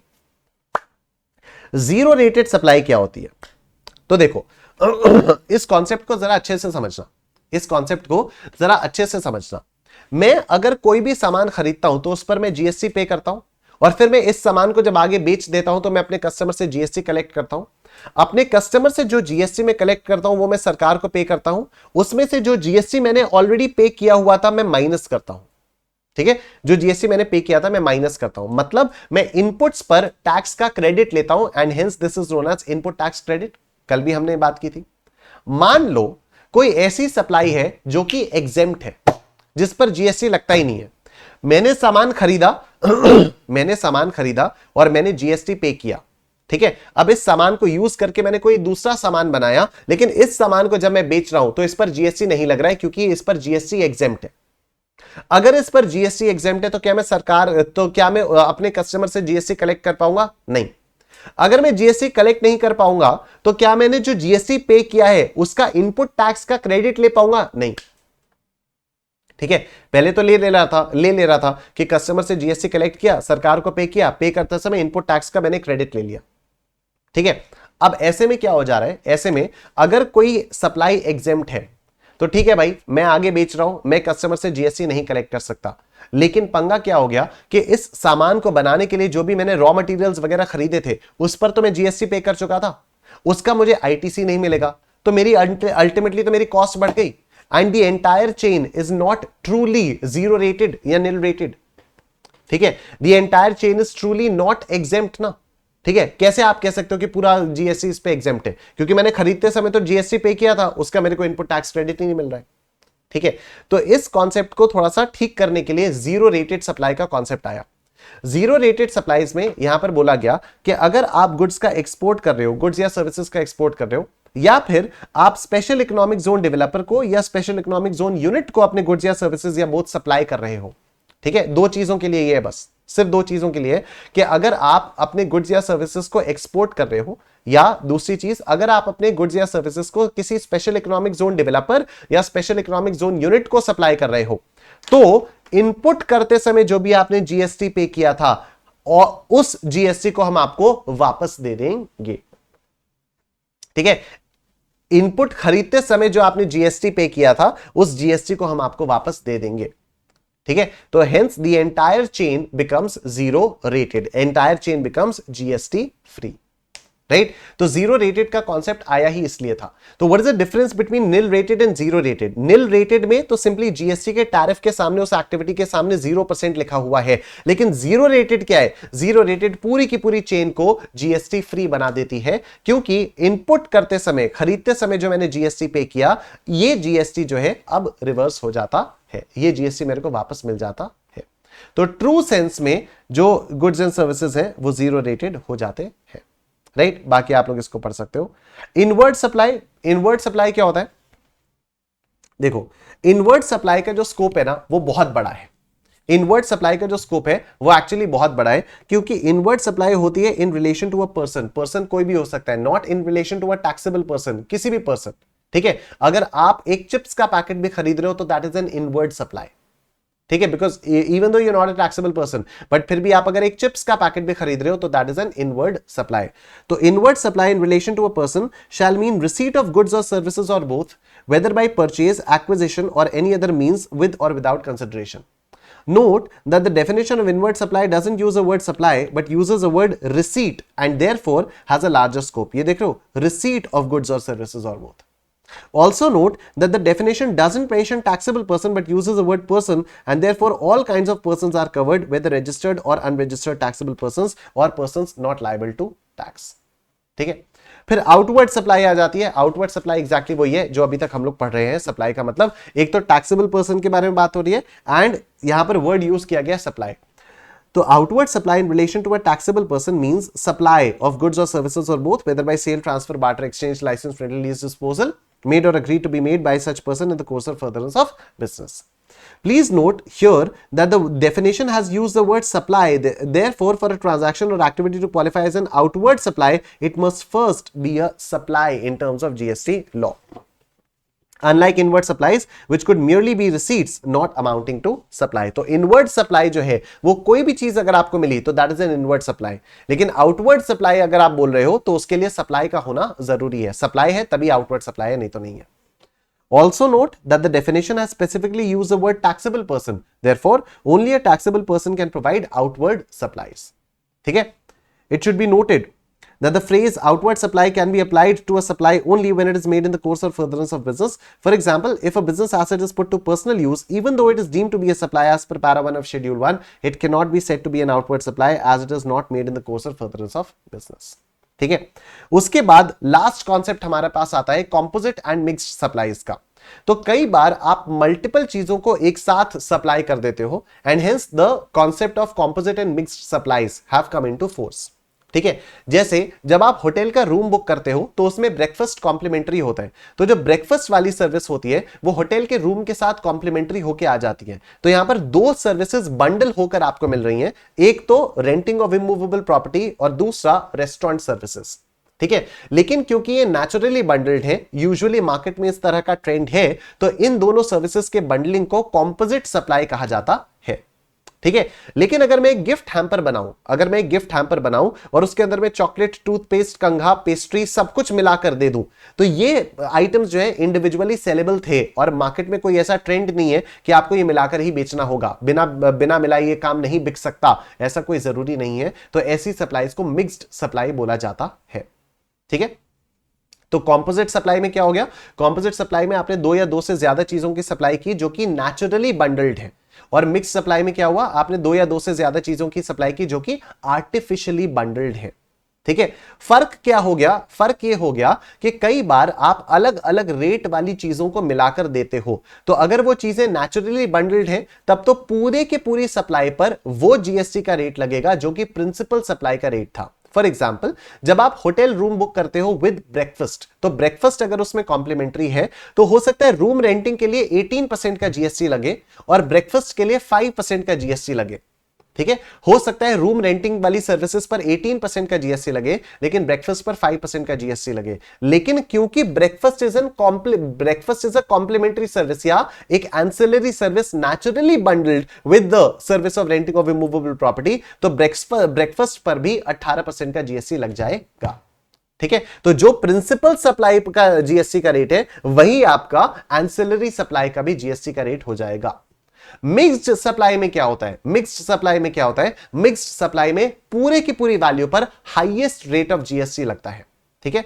फॉर एग्जाम्पल, अगर एक आप गिफ्ट हैम्पर बना रहे हो जिसमें आपने एक चॉकलेट दी, चॉकलेट पर सपोज 12% का जीएसटी है, सपोज आपने एक हेयर ड्रायर दिया, हेयर ड्रायर पर 18% का जीएसटी है, सपोज आपने कुछ और भी दे दिया जिस पर 5% का जीएसटी है, तो तीनों की वैल्यू को अगर आपने एक सिंगल प्राइस पर दिया तो फिर पूरे के पूरे प्राइस पर हाईएस्ट रेट लगेगा, जो तीनों में से हाईएस्ट होगा। 18% का रेट हाईएस्ट था तो वो लग जाएगा। Composite supplies consists of two or more supplies naturally bundled in conjunction with each other, one of which is a principal supply. Tax liability shall be the rate of principal supply. Example, charges supplied along with mobile phones. Taxability क्या है? Entire value is taxed at the rate of principal supply. ठीक है। Mixed supplies में क्या हो जाता है? Mixed supplies consist of two or more supplies for a single price, not naturally bundled, though can be supplied independently, still supplied together. Tax liability shall be the rate applicable to the supply that attracts the highest rate of tax. तो example क्या है? A gift bag comprising of chocolates, candies, sweets and balloons. तो taxability क्या हो जाएगी? The entire value is taxed at the highest rate of tax. ठीक है। अब कई बार ऐसा भी होता है कि मोर देन वन सप्लाई दी जाती है, एक साथ दी जाती है, लेकिन इनवॉइस में हर आइटम अलग अलग मेंशन्ड होता है और हर आइटम पे जो भी अलग अलग जीएसटी का रेट है वो मेंशन्ड होता है। ऐसे में सरकार कहती है हमें क्या प्रॉब्लम है? ठीक है। हमने तो ये मिक्स्ड या कॉम्पोजिट सप्लाई वाला कॉन्सेप्ट इंट्रोड्यूस ही इसलिए किया क्योंकि तुम लोग चोरी करते थे। हमने ये मिक्स्ड या कॉम्पोजिट सप्लाईज वाला कॉन्सेप्ट इंट्रोड्यूस ही इसलिए किया क्योंकि तुम लोग चोरी करते थे। जबरदस्ती हाई वाला जो रेट होता था, हाई रेट वाली सप्लाई को लो रेट वाली सप्लाई के साथ मिलाकर बंडल करके दे देते थे और फिर कहते थे कि नहीं ये तो हम लोग फ्री दे रहे हैं, कॉम्प्लीमेंट्री दे रहे हैं, तो लो रेट से जीएसटी लगाओ। ठीक है। हमने तो इसलिए किया था ये वाला कॉन्सेप्ट। अब अगर आप तो मल्टीपल चीजों को एक साथ दे रहे हो और बिल पर साफ साफ मेंशन कर रहे हो कि इस चीज का इतना दाम है, उसका इतना % जीएसटी, और आप अलग अलग जीएसटी दे रहे हो, तो हमें क्या प्रॉब्लम है? ठीक है। So, there can be a case where an activity or transaction involves more than one supply of goods or services or both, but neither they are composite supplies nor can be categorized as mixed supplies. That is, all the supplies carry independent significance. In such a case, if separate consideration is indicated against each supply, अगर हर supply के against independent consideration, separate consideration लिखी हुई है, each such supply shall be charged at the respective rate applicable to that particular supply. For example, in case of servicing of cars involving supply of both goods, spare parts and services, where the value of goods and services are shown separately, the goods and services would be liable to tax at the rates as applicable to such goods and services separately. तो अगर आपने car की servicing करवाई और वहां पर bill पर spare का अलग रेट दिया हुआ है, लेबर चार्जेस का अलग रेट दिया हुआ है, तो फिर उसी रेट से जीएसटी लग जाएगा, कोई पंगे वाली बात नहीं होगी। ठीक है। देखो, Shringar Enterprises supplies 10,000 kits at 50 rupees each, amounting to 5 lakh rupees to Raghav General Store. Each kit consists of one shampoo, one face wash, one kajal pencil. Assuming that the rate of tax applicable on shampoo is 18%, face wash is 28%, kajal pencil is 12%, calculate the amount of GST. तो कोई पंगे वाली बात है नहीं. Clearly, this is a case of mixed supply. Right? और यहाँ पर 5 लाख रुपए पर हाईएस्ट परसेंट से जीएसटी लग जाएगा, 5 लाख रुपए पर हाईएस्ट रेट से जीएसटी लग जाएगा, तो 1,40,000 रुपीज ये आपका आ जाएगा। ठीक है, ये वाला क्वेश्चन देखो, explain the composite supply and mix supply. ठीक है, तो उसको तो हम लोग एक्सप्लेन कर लेंगे। तो ये रहा कॉम्पोजिट, ये रहा मिक्स्ड। ठीक है, अब सुनो, if a trader launches a package sales for marriage containing double bed, refrigerator, washing machine, wooden wardrobe at a single rate, he is issuing invoice showing value of each good separately, whether this is a case of mixed supply or a composite supply, explain। ठीक है, अब ये कर क्या रहा है, ये इसने refrigerator, bed, double bed, refrigerator, washing machine और वुडन वार्डरोब, ये 4 चीजों का एक बंडल बनाकर दिया। ठीक है, और एक सिंगल रेट पर दिया, एक सिंगल रेट पर दिया। लेकिन इसने जो इनवॉइस इशू की ना, उसमें हर गुड्स की वैल्यू सामने अलग अलग लिखी हुई थी। ठीक है, अगर अलग अलग लिखी हुई है वैल्यू, तो ना तो ये कॉम्पोजिट सप्लाई का केस हुआ, ना तो मिक्स सप्लाई का केस हो गया। ठीक है, ना ही ये कॉम्पोजिट सप्लाई का केस हुआ, ना ही ये मिक्स सप्लाई का केस हुआ। ठीक है, लेकिन इस लैंग्वेज में कंफ्यूजन है, इस लैंग्वेज में कंफ्यूजन है क्या, ये